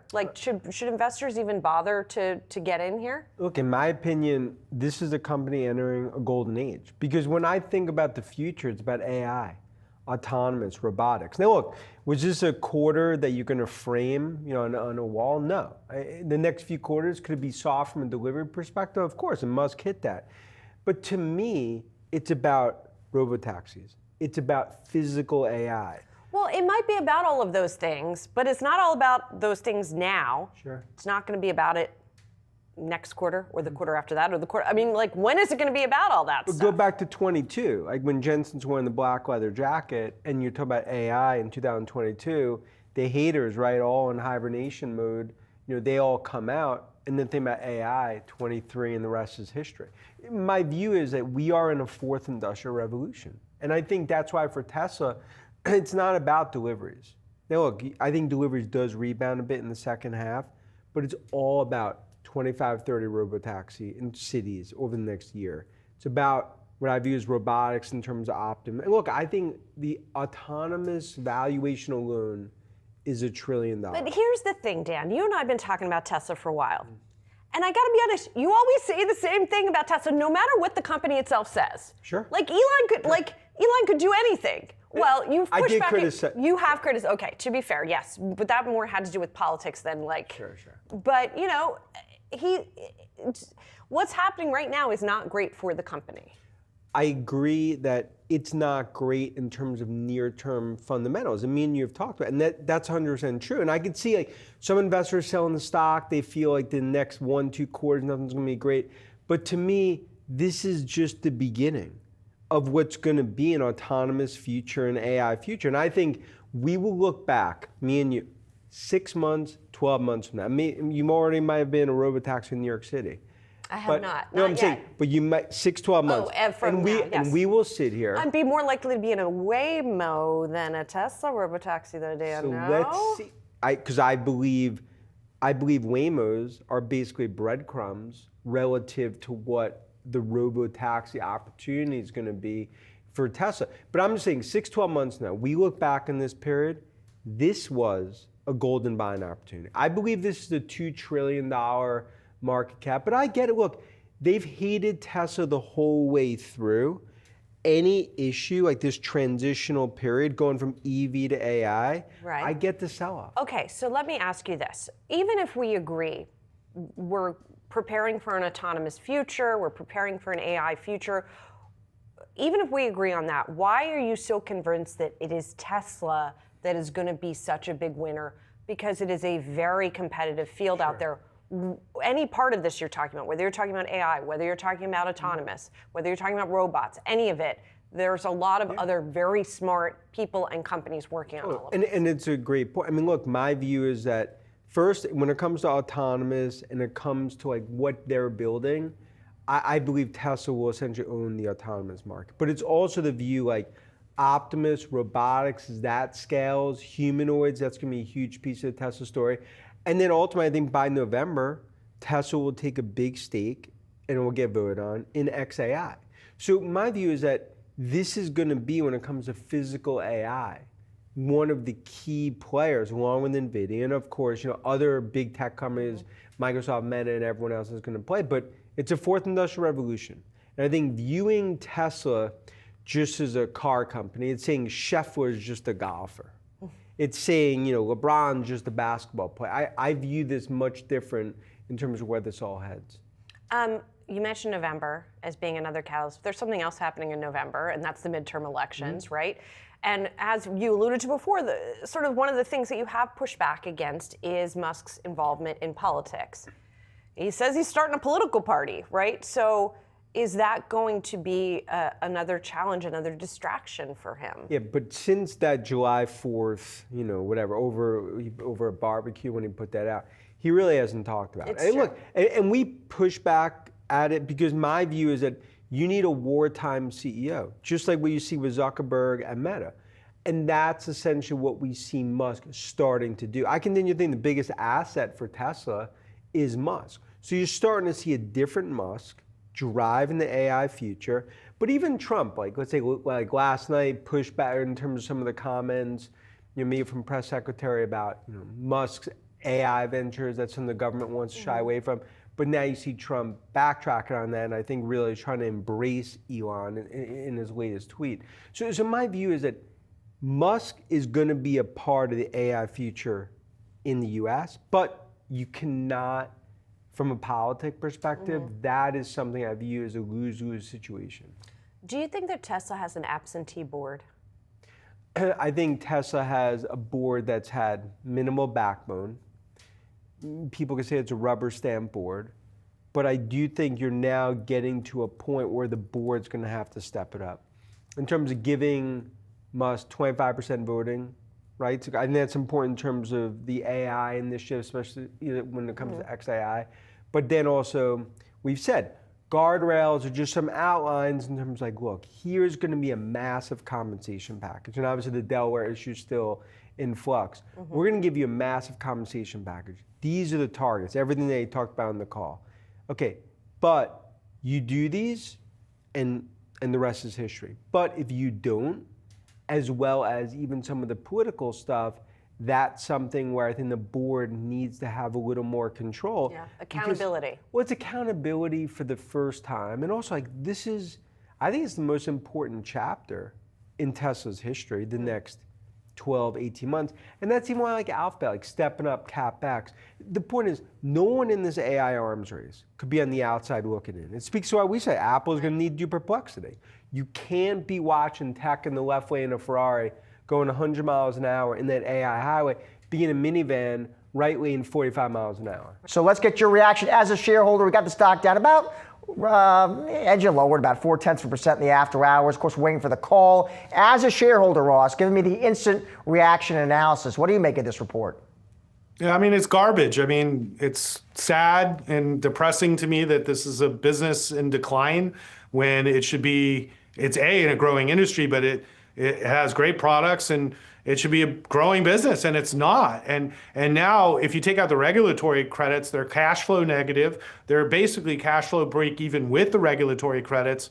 And the regulatory credits are going down every quarter, and they're going to be gone soon. And the prices are going up on the vehicles soon. So I'm just like, man, this sucks. And when you look at Cybertruck and Model S and X, sales are down 54% for their high-end vehicles. And their newest vehicle, which was supposed to be like this great truck, which I actually like, but they don't do anything to sell. And so there's no doubt in my mind that if they don't rectify the fact that it doesn't matter how many products you come up with, if people don't want to buy them, it's a problem, and they just don't seem to want to address that issue. Now, bulls on this name, Ross. We've got financial analysts on. They got a buy on this one. You asked them to explain that outperform. In part, when I asked them about that core EV business and listen, it's EVs that are still driving the P&L here. That's right. They predict better days ahead, and they'll say, listen, look at that revamped Model Y and watch for, they say, that new affordable model on the way. It's better days ahead in 26 with those deliveries. What do you say to that argument? I think that there's no doubt in my mind that Tesla needs an affordable, low-cost, small vehicle for the emerging markets and the United States if they're going to be competitive globally. This should have happened before robotaxi, and it didn't because Elon decided for it not to happen because it was more important for him to launch robotaxi. But there's no doubt in my mind if sales are going to improve, it's going to have to come from a new model that's lower priced. And supposedly this is happening, but if it's just a small Model Y, I just don't think you add incremental sales. You're going to lose. You're going to cannibalize more of your business. So what I'm also concerned about is even if they came out with a golden car that flew, that people wouldn't buy it because it's Elon Musk's car. And until somebody wants to address that Elon's political, not just opinions, but his actual behavior in public is just super inappropriate and turns off basically everybody now. Like, at what point is anybody going to address the elephant in the room, which is Elon? And it's like, if he wants to fix the image of himself and Tesla, that will improve sales. And so maybe in a year things get better. But if he doesn't change the way he's acting, I don't see how anything gets better. Ross, talking about Musk, listen, there were investors, and we had them on the show, and analysts who were saying, listen, they weren't happy with his big move into politics, and they felt like, listen, he needs to get back to work full time. He needs to be focused on Tesla. Now it sounds like he is focused, he is committed. We have analysts on the street saying, listen, this is it, he's back. It's I think they use the words, it's wartime CEO now. As a shareholder, how do you feel about that? Is that is that a benefit? Is that an advantage to have a refocused Musk back in charge, back in the seat and back in charge of product? Well, if you go backwards, this is what I've been calling for some time, that the CEO of the company should actually work at the company. And the fact that he's back is great news for Tesla, for sure. And the fact he's in wartime mode, although that sounds great, it's actually because Tesla's in a crisis. And that's actually when Elon works the best. Sadly, it takes a horrible crisis to get the best out of Elon. And so maybe we'll get that this time. I don't know how many, rabbits he can pull out of a hat, but I wouldn't bet against Elon. And I certainly have never bet against Elon in my career and would never recommend you bet against Elon. And I'm long the stock still. But it doesn't change the fact that probably the best thing you could do is work at Tesla and never tweet again and never say anything again. And in a year, I think Tesla would be fixed. But the working at Tesla is one big portion of repairing a lot of the issues Tesla has, but it doesn't change their image problem. It doesn't change the fight with Trump that he continues to stoke that will come back to haunt him for sure. And it certainly doesn't change the fact that liberals across the world absolutely hate him and look at him as the symbol of everything that's wrong. And until he wants to address that, I still think it's going to be hard for Tesla to grow. As a shareholder, Ross, are you interested in seeing Tesla and xAI combined? Because Musk will say, listen, this is not an EV company, this is an AI company. Would such a combination make sense to you as a shareholder? Well, I think that's what's going to end up happening, whether I like it or not, because it's really sort of Elon's grand plan to get full control of Tesla would be to have Tesla make an all-stock offer for XAI, which he majority controls. XAI should have never been started. It should have been Tesla. It should have all been inside Tesla. So the fact they've got a $100 billion company that they build outside of Tesla just to help Elon eventually regain control of Tesla, it's just, I don't know how to call it. It is what it is. That said, I think that's what ultimately will be, unless Elon really sees the value of not being in a public company environment, which I think he does see that value. So that would be the only thing that would preclude Tesla buying XAI. But, sadly, I think Tesla shareholders are going to vastly overpay for XAI, and they need the cash out of Tesla's balance sheet for XAI to grow. So I think this is going to happen, and it's just a matter of time. I want to squeeze one last one in here, Ross. Spoke to another investor on the show. Their excitement, their enthusiasm, Ross, it's all about, for them, the robo-taxi service. Do you share that enthusiasm? Well, I don't know about you, but every time I take a Uber or a Waymo, I'm going from A to B. What is so exciting about a business that's been around for a long time? The fact that a human isn't driving and it's a robot is nice. Like, I like Waymo a lot, and Waymo's doing a great job, and I prefer it over Uber. They really have done a great job, but does this really expand the market for ride sharing? I don't see it really.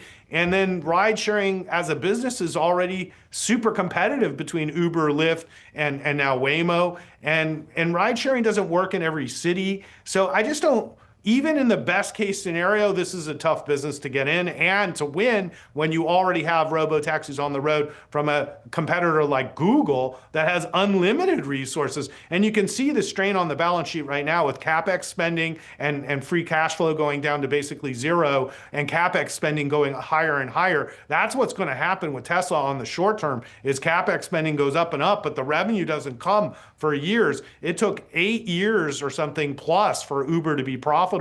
And, this is a long-term bet for Tesla and at best for a low margin business. So I'm not that excited about robo-taxis. I don't see what's so great about it. I get in a Waymo, it takes me from A to B, cost me $20, big deal. Ross, always good to see you. Always great to have you on the show. Thank you, my friend. All right, taking a look now at Oracle as that company reports its first quarter results, and you can see that stock rocketing higher here in the after hours. We're up 20%. Let's get to the numbers. Q1 EPS, $1.47 versus expectations of $1.48. Q1 revenue, $14.93 billion versus $15.03 billion estimate. Q1 cloud infrastructure revenue, $3.3 billion. Here's a number, remaining performance obligations, $455 billion. That was an increase, according to the company, of 359%. Now let's get to the outlook, because that's what I think investors are cued on here and focused on. Oracle sees cloud infrastructure revenue up 77% to $18 billion in 2026. And I'm looking for commentary here from Oracle CEO Safra Catz. She is saying we signed 4 multi-billion-dollar contracts with 3 different customers in Q1. And as for the forecast, she is saying we expect Oracle Cloud Infrastructure revenue, it's going to grow 77% to $18 billion this fiscal year. And then she says it's going to increase to $32 billion, $73 billion, $114 billion, and $144 billion over the subsequent 4 years. She says Oracle is off to what she says is a brilliant start to 2026. This stock was already running hot into this print. It was up about 40% this year. You're up another 21% now in the after hours. Nancy, I got to turn to you. As a shareholder in this one, give me your take on the print. God, I mean, you don't get this very often, Josh. Thank you. It's the largest holding in our ETF TGLR. Broadcom was yesterday. Today it's Oracle.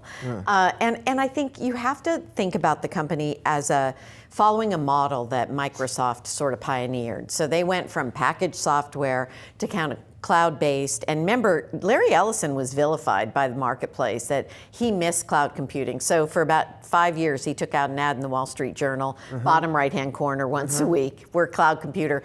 Now they've demonstrated it. And I think that as a shareholder, you saw the outlook is what's compelling. I mean, it's not the earnings report. And And it rarely has been with them in recent years. It's no longer a CapEx-like company. It's a cap-intensive company. There are rumors they don't have the balance sheet to expand the CapEx. I think they've got the backlog. So we're going to hold on. I mean, if it sold off today, we were going to buy more. But you would have bought the dip. We would have bought the dip because we believe in what the company's doing. And I think if you love the hyperscalers, you've got to love this. It's kind of like Broadcom's the poor man's Nvidia, Oracle's the poor man's Microsoft. Well, let me ask you about that. When you think of the great cloud computing competition and market, and we think of investors, as you know, that Microsoft, Google, and Amazon, how does Larry and Software's company fit in there? Well, they're partnering with these companies. Yeah. And then if you think about law of big numbers, poor Microsoft's only growing Azure at 30% a year. I mean, you saw these numbers. This is what's going to drive the stock price into the future. And they pay a dividend and they grow the dividend. So I've owned the company for almost 40 years, and it always paid to own it when Larry was off of the America's Cup sailboat and in the CEO suite. And he's engaged. He's the chief technology officer. So I love it. I'm going to continue to hold it. We're very happy. That stock surging 20% in the after hours. Good news for Nancy. Good news for Nancy's clients. And let's zoom in on Oracle now, because it is surging after giving that robust forecast for its cloud infrastructure business, expecting cloud infrastructure revenue to grow 77% this fiscal year. Joining me now is Jackson Ader, KeyBank Capital Markets Managing Director and Equity Research Analyst, and Anurag Rana, Bloomberg Intelligence Analyst. Guys, it's great to see you. Thanks for being here. Thanks for having us. Jackson, I want to start with you because, again, the size of a company like Oracle, having a move like this is fairly unusual to hear the size of forecasts that we got from Oracle as well. Is this sort of an Nvidia moment for Oracle? An Nvidia moment for Oracle. Not sure about an Nvidia moment for Oracle, but I do think that we need to put not just the stock movement into perspective, but also the actual contractual fundamentals into perspective. Yeah, it's up 40%. That's a ton. It's adding hundreds of billions of dollars of market cap in a single day. But they booked in the last 90 days, or I guess, the 90 days ended last quarter, about 10% more than they had booked in business over the previous 4 full fiscal years.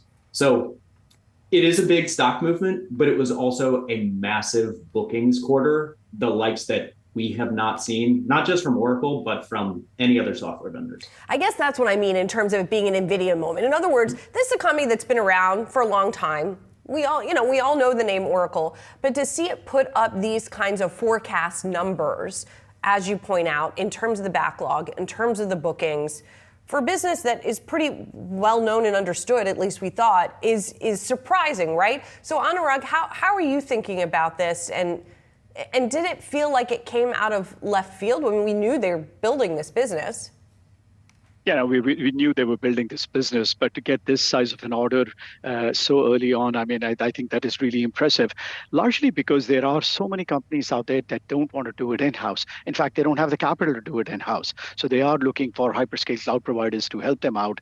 We're not seeing that same backlog growing for Amazon, for example, but Oracle is getting the same chips as, one would argue some of the neo clouds are at this point. So they are in the business of renting out their GPUs, bare metal computing, and I think that's really where a lot of the traction is for people who want to train their models or they want to host their AI applications. And I guess I want to get to that a little bit in terms of the competition here. Obviously, it's a very competitive field. There's a lot of demand for this type of compute and this type of infrastructure. Jackson, why is Oracle proving itself to be competitive here, versus some of those other names that we watch within the hyperscalers? I think there are 2 reasons for this. Number one is a relentless focus on performance, and performance, just a fancy word for speed. And speed in the cloud means lower costs. So I think Larry said on the call last night, if not last night on some other earnings calls, that if they are twice as fast, that means they are half the cost of their competitors. And so this relentless focus on performance is certainly a competitive advantage. The other thing is, you mentioned, Oracle's 50 years old, but their Oracle Cloud Infrastructure, the OCI business, is not 50 years old. Right. So this business, and specifically the business that they are building, focusing on GPUs and artificial intelligence training and inference, they are a relatively new competitor. And so in this case, they almost have the benefit of being a disruptor, whereas their competitors like Microsoft or Amazon or Google, they have this, what I call Cloud 1.0, or a CPU-based cloud offering that they also have to manage. And Oracle is basically allowed to go all in on GPUs and AI in a way that their competitors just can't. And to such an extent, Anurag, I saw a note that you all put out this morning where you posited that Oracle's book of business here could actually end up being larger than Google's? It's possible down the road, but that's again several years out. You can't take Google's cloud for granted. Frankly, they have extremely high capabilities with their TPUs, as well as a massive install base of applications. So, but at the end of the day, this is going to be whoever gains more market share over the next several years. There is no shortage of demand right now.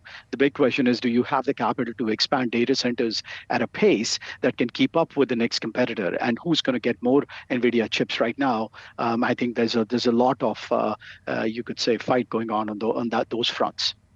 And Anurag, when you hear that Safra Catz forecast, where they talk about the cloud infrastructure revenue up 77% this year to $18 billion, and then she talks about $32 billion next year, and then $73 billion, and then $144 billion, do those numbers sound credible and realistically achievable to you? No, it's possible. At the end of the day, if OpenAI keeps on spending that level of money over the next 5 years, it is possible. However, a lot depends on what is the size of, training funding going on the overall space for the next several years. There is a chance that, it's possible that we may not see that level of funding. But as of now, where we are standing, we don't see any sign of slowdown in AI infrastructure demand. Look at the results from CoreWeave or Microsoft. I mean, there is absolutely no shortage at this point. Jackson, and I want to pick up on that point because, we keep sort of going through these AI sentiment mini cycles, if you will, right? Especially when you're talking about different industries, software key among them, right? Where I think the market has really gone back and forth questioning the utility and monetization opportunity of AI for software companies. So do you think that this is going to be a sustainable, something that's going to benefit Oracle over the longer run? I do think that this is something that's going to benefit Oracle in the longer run. If we think about the forecast that they put out over the next 4 or 5 years, I mean, remember that the bookings or the remaining performance obligation, that's contracted. Now, contracts can always be amended, but it's not as if they are putting these forecasts out without the backlog sitting on just off their balance sheet is what I would say. So that gives you a little bit of comfort in what they're actually forecasting. Now, in terms of the headwinds that potentially come from artificial intelligence, those headwinds are expected to be felt by application companies. Oracle is in an interesting position, similar to Microsoft, where yes, they are a cloud infrastructure provider and should benefit from the building and inference of AI models, but they also might be under threat from the application side if AI were to collapse the software application market into almost onto itself. But Oracle has been pretty straightforward about, look, we are going to develop AI and agents and embed them into our applications, and we expect our applications to be enhanced by AI, and our products are going to be better than our competitors. And so our application business, as well as our cloud infrastructure business, should benefit from this AI wave. Second quarter results for AMD, they are just hitting the wire right now, so let's get you those numbers. AMD, Q2, adjusted EPS, 48 cents. Street was at 49 cents. Top line, though, Q2 revenue comes in at $7.69 billion. The Street is at $7.43 billion. Let's turn ahead. Let's look for what they're calling for Q3. AMD sees Q3 revenue between $8.4 to $9 billion. The street was at $8.37 billion. And I'm just looking at shares right now to see the immediate reaction. Up a bit in the after hours here. No, now we're actually popping more than 2%. And keep in mind, this stock had a nice run into this print. It was up about 45% year to date. Analysts would chalk that up to different reasons. They'll talk about China AI returning. They were talking about how the core business did seem to be doing just fine. They said, and at least initially here, we see a positive reaction up about 1.2% in the after hours. AMD CEO Lisa Su said they didn't include any revenue for the MI308 chip in the third quarter guidance. That's the one that goes into China because the licenses are still under review. And this coming after Nvidia said last month that the U.S. would be granting licenses to ship AI chips to China. My panelists, Dan Halley, Kimberly Forrest, still with me. Dan, when you looked through the earnings, and you sort of were figuring out what your takeaways were, does the China stuff sort of overshadow what seemed like a good quarter? Yeah, I mean, that's really kind of what hurt the operating income, right? Why they saw that operating loss for the quarter. I think one of the other issues just being that the PC side, the gaming side, seemed to do rather well, while the AI side, the data center side, just kind of met expectations. So I think, when it comes to a company like AMD, a lot of investors want it to be the next Nvidia, and it just doesn't appear to be doing that at this moment. But they do have their MI355, MI350. Those are coming. Those are to compete with Nvidia's Blackwell chips. And then obviously we have the MI400s coming. Those would also compete with Nvidia's higher end chips, the Vera Rubin, in the future. And so I think that's really kind of the biggest issue here is I was reading some of Bernstein's notes this morning, basically saying that, look, the outlook for data center doesn't really impress the street when, they're anticipating the kind of explosive growth that they saw out of Nvidia. But, Nvidia is the leader in this space. AMD is trying to catch up. They also, while doing that, have to convince customers that they should buy their chips, not just Nvidia's. Right, definitely. So that's sort of the underlying story here. And this brings me back to a comment I read this morning, Kim, from Jordan Klein over at Mizuho, who tracks the tech stocks. And he said, who really owns AMD or Nvidia just due to upside from sales back into China that had been blocked by Trump. He's saying that's not really the story here. So is that how you feel about AMD too? And sort of how much room do they have in that data center business? Sure. Well, I think that they have a lot of room. And yeah, it would be nice for them to be able to sell chips today. But if you're owning a stock, and we own them for 3 to 5 years, so we have a longer term view, our view is that AMD is the closest thing to be able to compete against that Blackwell chip. Now, they have a couple of really important hurdles to get over. The first is just basic data center hygiene. Data center managers like to have everything uniform and the same because things are always breaking. They have to be able to understand, the parameters of the chip. What does it look like when it's going to break? How can we whip that board out, slide a new one in, and get on with our job? So that is the first hurdle. The second hurdle is NVIDIA's name brand. In my note that I wrote earlier today, this really, to me, feels like the .com era, where any kind of goofy idea could get funded as a .com if they had two things. If they specified Oracle was their database and Sun Microsystems was the servers that they were going to run on it, because that tech stack looked like you knew what you were doing. And in today's funding world, I am sure nobody's out there saying, hey, we're going to give a whirl with these AMD chips because they're probably as good and cheaper, and that's good. I'm sure every new AI idea is specifying the NVIDIA as part of its tech stack. So these are the things that AMD has to overcome. But I think they can because of their product knowledge, and they have financial latitude to, last as long as it takes to kind of chip away at that market. So, Kim, all of that said, do you want to own AMD over NVIDIA, or you still got to own both of them? I think you have to own both. NVIDIA's today, and AMD has the potential for tomorrow. Turning now to Palantir, as the company's second quarter results are just hitting the wire. Let's get right to it. Palantir reporting EPS 16 cents versus street expectations of 14 cents. Revenue up 48%, $1.004 billion. Street was looking for $939.25 million. So you have beats there on the top and the bottom. U.S. government, $426 million. That's a beat.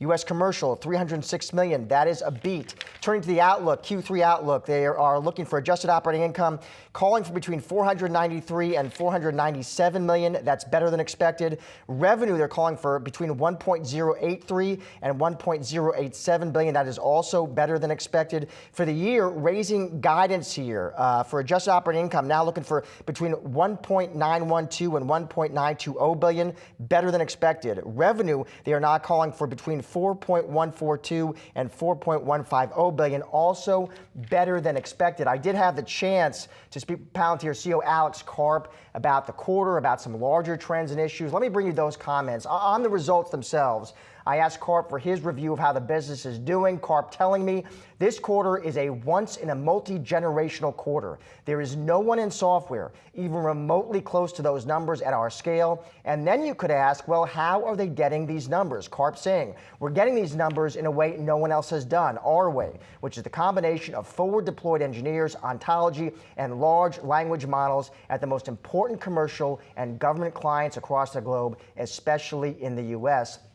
I also asked Karp about that broader AI race between US and China, and I asked him who leads in that race. And Karp telling me, I think America is in the lead in government, and we're in the lead in commercial, but we could lose the lead. We have to have an all-of-country, all-in effort to keep America first, or we will lose. It's not a given that we win just because we're ahead. In fact, being so far ahead is often a danger zone. And finally, I just asked Karp really about the remarkable performance in this stock. Keep in mind, heading into this print, this stock was up about 100% this year. It was up around 560% over the past 12 months. I just asked Karp how he thinks about that. Does he think about that? Karp telling me, it's very hard to figure out how would you value a company with our financials. There hasn't been a company like this ever. You know what I'm thinking about, Karp said? How can we 10x our revenue in the next 5 years and make us even stronger and better? Palantir's results are out. What do you make of this report? It's a blowout across the board. I mean, look, that's why they're the Messi of AI, right? I mean, it just speaks to this is transformational, the type of growth they're seeing. And you combine that with what we saw last week from the hyperscalers, that just shows this AI revolution. It's just starting in terms of the next stage of growth. Huge, huge step forward for Palantir. Karp telling me, Dan, Alex Karp, CEO, told me there is no one in software even remotely close to the numbers at our scale, he was saying. Listen, you cover a lot of tech names, you cover a lot of software names. You agree with that? There's nowhere close. I mean, if you look what they're doing, I mean, look, I've covered tech 25 years. This is unprecedented territory. It speaks to our view. It's $1 trillion market cap in the next 2 to 3 years. I mean, they are, look, godfather of AI, Jensen, Nvidia. Microsoft, you look at Alphabet, you look at, obviously everyone that we see in terms of big tech. Palantir's right there. Let me ask you, Dan, heading into this print, this stock was up 560% over the past 12 months, okay? Just a rocket ship. And there are some analysts on the street, Dan, smart guys like yourself, who've been doing this a long time like yourself, who will say, listen, I like the company, I like the tech, the fundamentals look solid. But they don't recommend the stock to clients, Dan. You've seen this because it's the valuation. They'll call it, in their words, an irrational valuation. What is your response to that? They hate it at 15, despise it at 50, screaming from the mountaintops at 100, and I think at 200 they'll be doing the same. Look, Josh, we've talked about it. If you focus just on valuation over the next year, you've missed every transformational tech stock the last 20 years. And Palantir, I put in the same category. Let me ask you, Dan, if it's not valuation then, and you're bulled up on Palantir, you've been right for a long time on this name, but the clients must ask you, Dan, okay, it's not valuation, what are the downside risks that I need to consider? Would it be competition, Dan? Is it product fit? What would the risk be? Look, you could say valuation, macro, those are obviously, other issues that we could see come through. But the reality is that it's still early days in terms of where they're going. I mean, my view, they're basically creating a whole nother business in terms of the commercial business. Then you look on government, they're gaining more and more share in government. It's kind of a 1-2 punch. I think Karp's just playing a different game, right? I mean, I think he understands on par with Jensen and Nadella in terms of where this is all heading. I see some analysts on the street, Dan, they do their checks with retail investors on this name, and they say they hear more interest about two issues with Palantir. They're hearing chatter, more interest in potential stock split and capital return. And I'm just curious what you make of those dynamics. Capital return, I don't think is much of an issue because you're at the end of the day, you're focused more on this is growth mode. In terms of stock split, look, I think that could clearly happen, right? I mean, just given what we see, especially today and where this is going forward. And they are in a massive position of strength. And it goes back to like the last few years institutionally, this has been one of the most hated names I've covered in 25 years, but they just continue to execute. And I put in a rare category, almost a Mount Rushmore in terms of where I see them going. In terms of the rare category, Dan, though, as you try to look across the competitive landscape, who would you consider competition? Who would you consider rivals or even potential rivals down the line? Look, Snowflake's competition, you could argue Oracle, Microsoft competition, but to some extent they're partnering with them. Look, there will be competitors. This is not, I mean, they're not the only game in town, but they're just miles ahead from a technology perspective and what I hear from customers. What do you hear from customers when you ask them? What do they tell you? So unlike anything they've ever seen in terms of use cases and what Palantir can do relative to a lot of these other companies. And remember, they hardly basically have a direct sales force. I mean, that actually just makes this that much more pretty unbelievable in terms of these numbers. How much credit, Dan, at the end of the day, do you give the C-suite here? Do you give to Karp? It's gold standard. I mean, what Karp's done is it's a Hall of Fame performance. I think if you look what he's done, how he's built this company. Do you see any evidence in these numbers? I mean, listen, I just see a lot of beats across the board. Do you see any evidence in these numbers, Dan, of any kind of macro or even downstream tariff-related impact? I mean, look, these are numbers. Of course, you always, could they have beaten by more? Could they have raised by? I mean, John, these are day plus quarter. I mean, in terms of what the street was expecting, beyond bull case. So there's nothing here that makes you any less, but you're more bullish relative to the numbers. Intel just crossing the wires here. Let's get to those numbers. It looks like Intel Q2 adjusted loss per share of 10 cents. It looks like the estimate was more like EPS of 1.1 cent. I'm looking for the revenue number. Q2 revenue, 12.86 billion. The street was at 11.88 billion. Looking ahead, let's see what they have to say for guidance. Q3 revenue, they're calling for between 12.6 billion to 13.6 billion. The street was more along the lines of 12.64 billion. Looking for CapEx guidance, expects CapEx to be lower in 2026. They say 2025 CapEx, they're calling for about 18 billion. Do have some headcount news as well. It looks like they're aiming for headcount of 70,000 by year end. Job reduction actions total, it says here, 15%. Looking at the immediate reaction in the stock, Adam Johnson, we're up around 4% in the after hours. Interestingly, you used to own this name. I did. You were in Intel, then you got out of Intel. Yep. How come? It's too hard. And I don't think they know what they want to be. Though I will also note today's numbers are pretty good, and most notably the revenue guidance that you just mentioned, the original number was 12.6 billion, and they're saying it's actually now going to be 12.6 to 13.6. So they guided up their forward revenues. That's positive. But again, my problem is this company can't figure out, and they've literally flip-flopped several times, they can't figure out whether they want to make chips or whether they want to design chips or they want to actually do both, which is what they used to do. And so that's been the problem. They just haven't clarified their way forward. You know, I think the thing that would be most interesting is if they were to split into two and they were actually to create two separate companies, Intel Manufacturing and Intel Designs. And then we'd have clarity on both and we could set separate price metrics on each and therefore price targets on each. But right now it's a mishmash and it's kind of tough to quantify. Yeah, to your point, the headline here so far, they did seem to offer this stronger than expected revenue forecast for the current period. I think that helps explain this pop, 5% in the after hours. Third quarter sales, 12.6 to 13.6. Analysts, looks like consensus had projected number at the low end of that range there. And by the way, Josh, for those who are watching and say, gosh, I want to get on board, maybe I should buy some Intel. Actually, go buy some Nvidia. It's easier, because if Intel is guiding up revenues, you can be sure that Nvidia is going to be guiding up revenues, and that's a more obvious way to try to participate on the upside. And Nvidia reports in a few weeks, so that would be. I don't trade numbers. I'm not, I'm a buy and hold investor. But if I were trying to benefit from this news, I would go and just buy myself a little Nvidia. We have now Bob O'Donnell. He's president and chief analyst at Technalysis Research. Bob, Intel reports the stock is popping here in the after hours. What do you make of these results?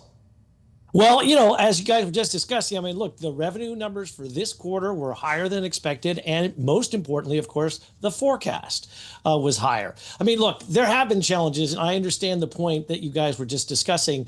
Intel does, I believe, really want to be both a chip maker and a chip designer. And they really are trying to figure out that path. Look, Lip-Bu's only been in there for a quarter. The kind of changes they need to make are more than a quarter long, right? I mean, this is a multi-quarter, realistically, probably multi-year kind of complete turnaround story before all the benefits start to show up. A couple interesting things. Let me ask you, Bob, Well, just to stop you there, because I think you're touching on an important point. And I have lots of questions on the metrics of this print, Bob, and we'll get into that. But you're touching on an important point, which I do think there is this broader question out there, Bob, about what Intel is going to be. What is the game plan here? What is the strategy, Bob? We were talking earlier to our colleague Dan Howley about this, how honestly, Bob, we really don't talk about Intel that much on the show. We talk about Nvidia, AMD, Broadcom, Micron. It feels like Intel is not in the conversation. So what is the game plan here moving forward? Well, look, the game plan is they're going to focus obviously on x86, which let's not forget. I mean, there's still several hundred million PCs get sold every year. Lots of servers get sold every year. Intel owns the vast majority of the CPUs in those systems. And even in the Nvidia, the big stacks, up at the top of the rack, there's an Intel Xeon CPU in there. Now, as a percentage of the total BOM, it's still pretty small now, but it's still there is the point. So you're going to see them build their own products, sell their own products. You're going to see them start to try and build more products for other people. That's the foundry side of the business. The way this thing was constructed, the reason why it's been such a challenge is they were so intertwined, making for themselves versus trying to make for other people. And so now as they tear those pieces apart, it's been painful, right? Clearly, it's been a big challenge for them to try and clarify all of that. And a quick glance at the numbers, they talk about inter-segment elimination. That's, when Intel sells the stuff they make to themselves, right? They have to pull that out of the discussion. And ever since they've kind of split off the foundry business, that's been part of the situation. They're focusing clearly now on 14A, for external customers. 18A is likely going to be mostly Intel, maybe a little bit of some of the things they announced in the past, Microsoft, Amazon, I think a little bit of DoD stuff as well. But the big focus for future customers is 14A, which is still coming. So again, back to what I said earlier, I think this is still a longer term story. And in the interim, they have this difficult situation where they got to crank out as much x86 as they can, get that PC market renewed again, get themselves stronger back in the server business. They're shedding a lot of the other businesses. They just shed their automotive business. They sold off some of the Mobileye, still the majority owner in Mobileye. So they have their hands in it to some degree. But, they're focusing on their core. They're trying to figure out a better AI strategy, not with a GPU, because, Lip-Bu's said, hey, look, we're not sure we can play that game. But there's a lot of AI work that's done on CPUs. A lot of it has to do with software. Intel actually is a stronger software story than a lot of people realize as well in terms of the nuts and bolts types of software that makes this stuff work.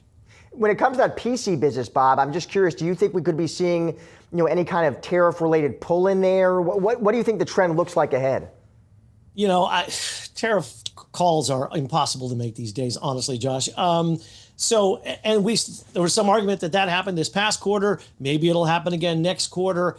It's really hard to say. The bottom line is, people are refreshing their PCs. We are starting to see the integration of new systems with NPUs built in them. Initially we saw Qualcomm do that with their Snapdragon X Elites with an ARM processor. Now we've got Intel doing that. They've got a stronger NPU. AMD is doing that as well. Microsoft is pushing this. So I think we will start to see a bigger corporate refresh. Not to mention, oh, by the way, the end of support for Windows 10. That's a huge deal. All of these things, I think, help drive the story around a renewed PC business, which Intel still owns the majority of, and so they would get the most benefit from it. But look, it's not going to be easy. Clearly, it's going to be a longer-term story, but I think they're trying to put the pieces in place, and I feel like Lip-Bu's, got a strategy in hand, and he's trying to make it work. Final question, Bob. Just switching gears a bit on you here. Big tech CapEx, Bob. You saw that what Alphabet just forecast, right? Wow, that was an impressive number. We'll see what Microsoft, Meta, Amazon, what they have to say. What are the chip names, Bob, that you think are poised to benefit from that trend going forward? Well, obviously, Nvidia is going to be the biggest one, as you guys were just talking about, right? I mean, look, that's the easy bet because all these companies are spending, they've already committed or announced these huge commitments. And the vast majority of that, of course, is going to go to NVIDIA. There's going to be other folks, right? I mean, there's the memory makers, there's the Microns of the world, there's the folks who help design the chips that do that, like a Lam Research. You've got Cadence of the EDA guy. I mean, there's a big trickle down in semiconductors. There always has been. And we'll start to see all of that because we will see a lot more AI infrastructure being built. And there's a lot of potential plays there. Eventually, we get to energy, right? I mean, people are talking about small modular reactors and all this crazy stuff to power all this AI infrastructure. So, I think there's a number of places where it goes, but clearly NVIDIA and then AMD. Sorry, I should have mentioned them too as well, right? AMD is clearly the strong number two there.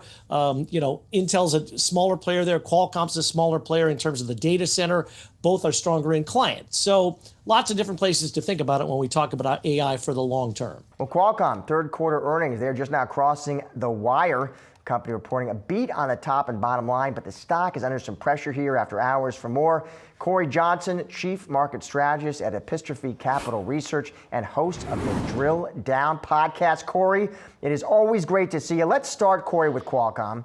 It looks like we have some initial disappointment in the after hours, my friend. Stock is down about 4%, but what do you make of the results? Walk us through the report.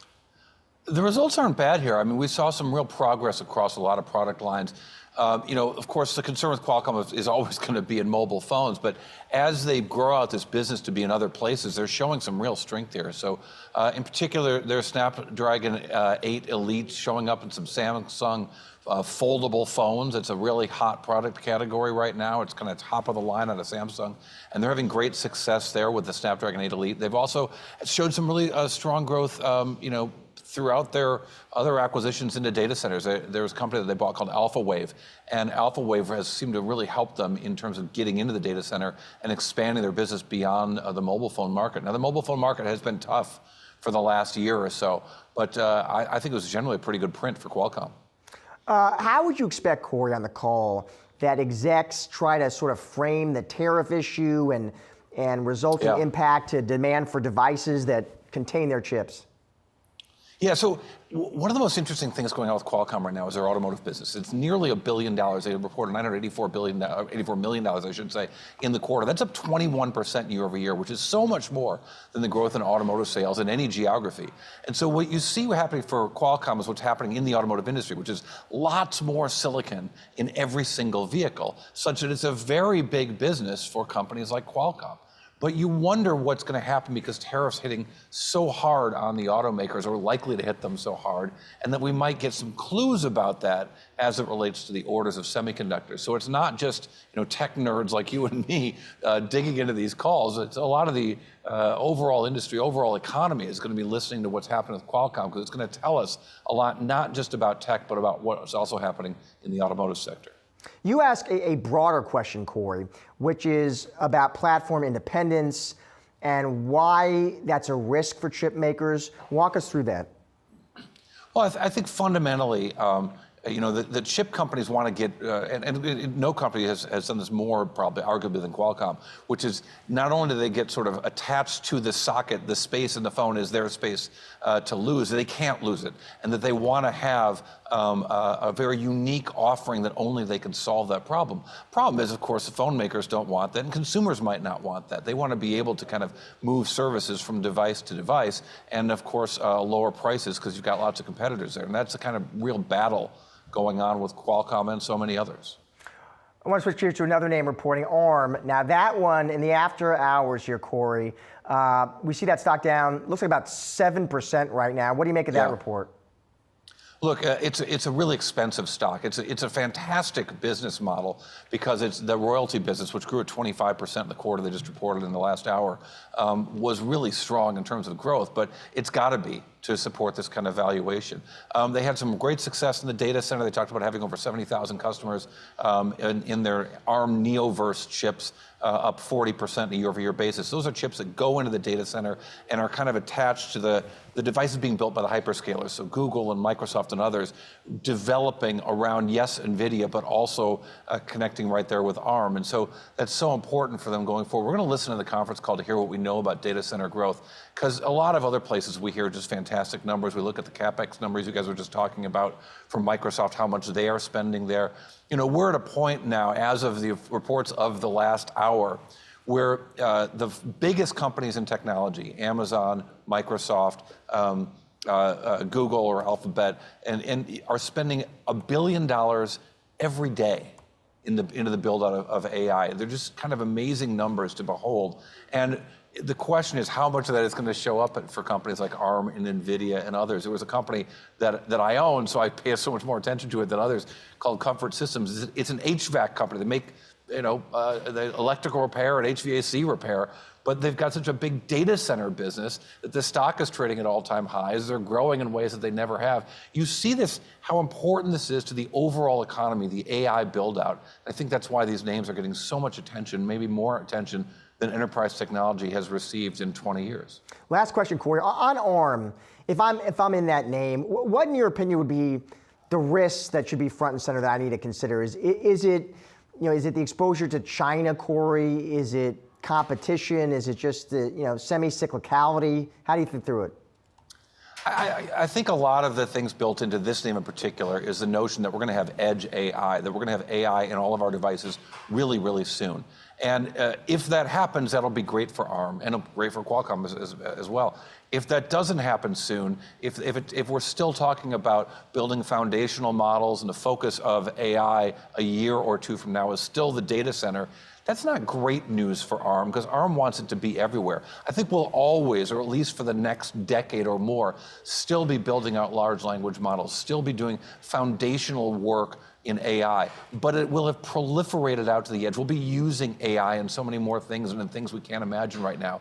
That's where the ultimate big growth is for ARM, and we're certainly not there yet. Corey, always love having you on the show. Thank you, my friend. Buddy. Taiwan Semiconductor raised its full-year guidance as it anticipates sales growth of about 30%. That's after a better-than-expected 61% jump in sales in the second quarter. It seems to show that hyperscalers remain committed to aggressive expansion into artificial intelligence spending. Joining me now, Paul Meek, 17 Asset Management CIO and Water Tower Research Managing Director. Paul, it's great to see you. So we had TSM here coming out in contrast with ASML, which is a chip equipment maker, coming out yesterday and seeming to express that its clients are uncertain about orders because of the pace of tariffs. Then you get TSM today. So how are you thinking about the two in comparison with each other? Well, they're both great companies, and they're both absolutely necessary in the semiconductor supply chain worldwide. I will tell you, though, Taiwan Semiconductor, being a foundry and not a capital equipment maker like ASML, does have advantages. The manufacturing, essentially for all the US-made designs, is something that will always put them first and foremost. Now, over time, I imagine that if Taiwan Semiconductor keeps up its pace, it is going to have to order at some point, probably not in the near term, but we'll have to order some extreme ultraviolet equipment from ASM. So they are at least somewhat drawn together. But I would not put them in the same camp. ASM is obviously telling us that they are uncertain about the look, not for 2025, but their outlook for 2026. But I expect no surprises and further upside, at least on revenue, from Taiwan Semi. And when we look at Taiwan Semi, is what we heard from them today a signal to sort of about the broader chip industry, given that they still seem pretty optimistic? Oh, for sure. And particularly the voracious demand for high-end computing, and particularly for their wafer designs under 7 nanometer, which is the length of the transistors. I will tell you that nobody else can do it. And Samsung, which was up until now the world's #2 foundry, has had some stumbles of late, particularly with their AI memory chips. So there is no company more important than Taiwan Semi on the planet. The only thing that I worry about with Taiwan Semi, it's not their fundamentals. It's this dude in China named Xi Jinping. And does the mainland Chinese ever decide to take Taiwan? But we'll see about that. Yeah, we will see about that. I mean, is that something, when you're owning that stock, is that something that you need to sort of hedge against in some way? I don't know if you can hedge against it, but it's obviously something that you have to consider. Right, for Right, sure. Xi Jinping may have the job for life. He's still a relatively young man, and he stated on many public occasions that before he steps down for power, he would like to retake Taiwan. So yeah, that's kind of scary. Salesforce, that company's second quarter results just hitting the wire. You see they were down about 1% initially. Let's get the results. Q2 adjusted EPS, I see $2.91. I don't see a clean compare there. For Q2 revenue, $10.24 billion. That's up 9.8% year over year. It looks like Q2 operating margins 34.3%.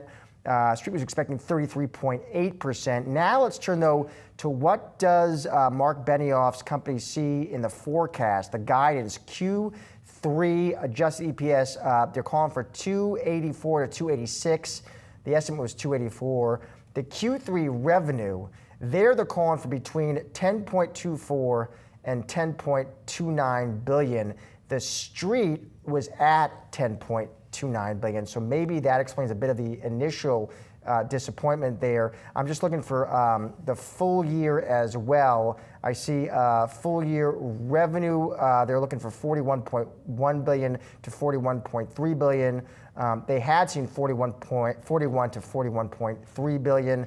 Keep in mind this stock, Lou, it's already had kind of a rough move. I mean, heading into this print, we were down about 25% year to date. Yeah, the narrative has been that AI is going to eat software, right? And then we got a counter narrative to that last week when MongoDB reported results and rallied 20+% after hours. I think you're right. I think looking quickly, first blush at these numbers, it's the guidance, not really being great moving forward.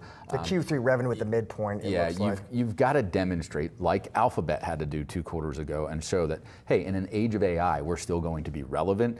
And you're seeing across the tech sector, though, cuts in terms of employee layoffs because productivity is going up. How does that translate into the software sector, and is it really a threat, AI, to their underlying business? Yeah, I do have estimates now.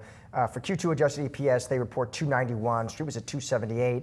Q2 revenue 10.24 billion. The Street was at 10.14 billion. But again, it's that guidance I think investors are focused on. If I told you, Lou, I want to assemble an AI portfolio, you'd probably put Nvidia in there, right? Maybe you put AMD. Would you put Mark Benioff's company in there? Would you put Salesforce in there? I think you don't bet against them. I think you have to have it's adapt to AI or die, a type of approach. And these are proven innovators that have navigated dynamic market conditions before. I would put Apple in there, right? The narrative against Apple is that they don't have a solution for AI. Guess what? I think that Tim Cook figures it out in time. Could it come with a partnership with Alphabet? Maybe, but I wouldn't bet against these bigger names that have a lot of resources to deploy to their advantage to win in this game. For a closer look now at the latest quarterly results from Salesforce, we got Jeffrey Senior Analyst Brent Till. Brent, always good to see you. So Salesforce reports the stock, and at least initially here, Brent, we're down about nearly 4% in the after hours, but let's hear your take on the print, Brent. What'd you make of it? I mean, it was in line. It wasn't better than expected, and you need better than expected when the AI narrative right now is that it's going to eat all applications. So, don't hate the player, hate the game. The game right now is you got to get north of 10% constant currency backlog, and they hit 10%. Half their customers in Agentforce are paying. It's not having a material driver for growth, and they're guiding, to high single-digit growth. And so, if you look at every large cap software name in our coverage universe, Salesforce is the slowest growing of them all. Brett, Salesforce does have AI products, and I'm sure if Mark Benioff was here with us on set, he'd tell us all about them. Is the problem here that they're just not compelling right now, as compelling as investors hope they would be for customers? I mean, they're in their infancy. We've talked about AI and applications versus AI and infrastructure. I mean, all the attention's in infrastructure. Microsoft, Oracle, Nvidia, go through the list, right? Where are all the numbers inflecting? In infrastructure, what happened here? No inflection. So, look, everyone has an AI story, but the reality is the actual impact has been not material to the revenue yet. It will be for Salesforce as we go into next year and the year after, but we're talking about years. We're not talking quarters until it's material. And that's the challenge. Again, when you see inflections in Azure inside Microsoft, you see Oracle's backlog at 100% growth. We're talking 10% constant currency backlog. Just to put this in perspective, Snowflake's growing 30, right? We can go through all the lists, like all the numbers relative to its peers, they are underperforming. So yeah, Brett, it's not bad. It's not bad. No one's going to say these are bad numbers. We're just playing a relative game where everyone else in a relative basis, Josh, are way better. And that's why you're seeing Microsoft stock up, Oracle stock up, all these other stocks are down. The reason why Salesforce stock is down 20+% is that there is no inflection. There's a worry that Benioff's going to go out and do a lot of M&A, and there's been no inflection in the numbers. I mean, again, we're talking the slowest growing large cap name. Oracle's going to grow faster than Salesforce. So we're not negative Nellies. We're just, the point is when you put it relative, they're the slowest moving vessel in software right now. And Brent, correct me if I'm wrong though, you do have a buy on Salesforce. Explain that to us. Valuation's at a 10-year low, and we think that Agentforce will build. We think that they can sustain, again, pretty good numbers. And again, there's no breakout play here, and so I'm trying to articulate the good and the bad and just play the ball where it lies. So the point of this is that I think when you have the most hated name in my coverage, you have a valuation at almost a 10-year low, and we think they're doing the right things, and we think that Agentforce will have a bigger impact over the next year. Again, this is more of a valuation buy than an inflection buy. There's way more companies that are inflecting that we like more, and we've highlighted those. Microsoft, Snowflake, Intuit, you go through the list. There are relatively higher rankings in terms of where we would put money to work. But again, I think you look at this, and if you have a longer term lens, this stock was actually above where it is today, where it is right now when they launched Agentforce. Agentforce propelled the stock, from 250 to 350, and it's given it all back now. And so I think a lot of the expectations are out of the stock. Brett, what do you mean? You were talking about acquisitions. What did you make of that $8 billion acquisition in Informatica? I mean, in your opinion, smart move financially and strategically?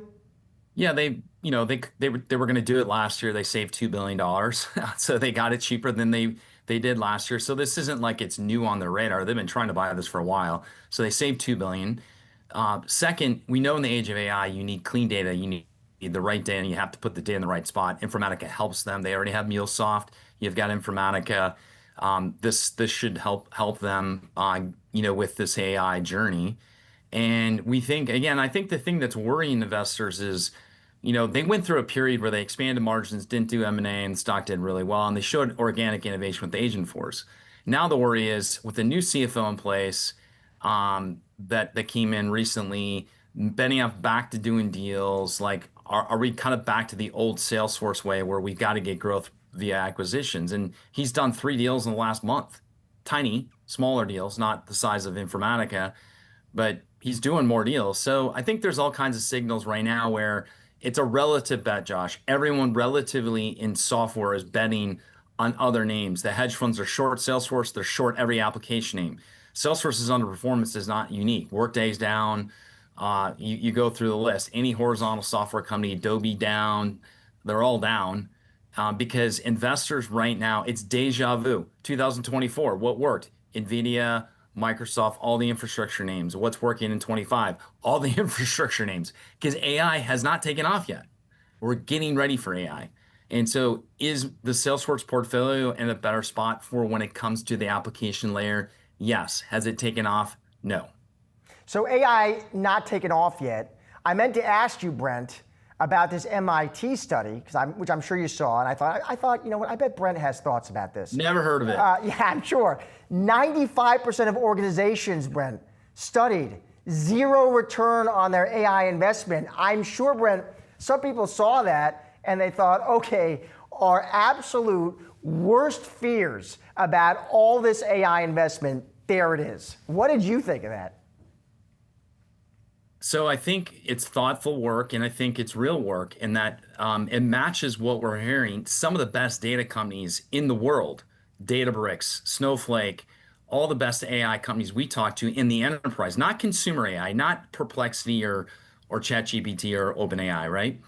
Enterprise, this is matching what we're seeing. Less than 5% of the software industry's revenue is from AI. We know all the AI products do great backflips during the demos, but when you put it in live production, it can barely tie its own shoelace. Wait, so we've seen this even in our own deployment and a lot of other enterprises' deployment of AI. It's slow. It takes time. You got to get data security right. You got to get data flow right. You got to have the right integration. You have to have the right training. You got to pull people away from their jobs to do the training. We're internally at our firm going through all the same challenges every other firm. So a 5% success rate, 95% fail rate, I think may seem high to most, but any new technology shift, it doesn't happen overnight. It takes time. But the survey of the CIOs is that rate, they're committed to improving.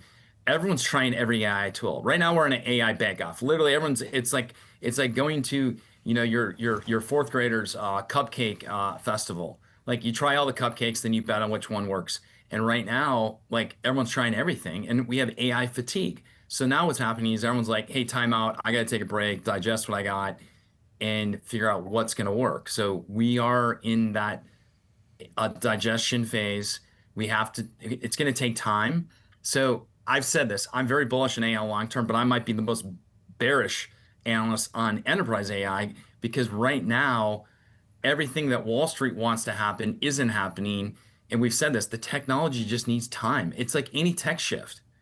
Like you didn't buy everything off of Amazon the day one when it came out. You didn't push everything to the cloud day one when the cloud came out, right? It takes years. It was like 6 or 7 years to get broadband penetration to a very small percentage of the households. I mean, you can go like at any tech shift. This just takes time. And so I think we're following many of the same parallels of the last shifts we've seen. And yeah, look, the market was not expecting a 5% hit rate, 95% failure. But I would say that I think what CIOs realize is they're committed. It's a long road. And again, looking up your favorite restaurant or trying to compare hotels on Perplexity is different than trying to do AI inside your enterprise. It's going to take time, but CIOs are committed. Dollars are being allocated. The technology is getting better and better day by day. And we have to give this time. But it's not a win for applications yet. It's a win for infrastructure because all these apps are going to require infrastructure. So the safer bet in AI is Microsoft, Oracle, many of the infrastructure vendors that are powering this versus the application vendors themselves. Brent, always great to see you.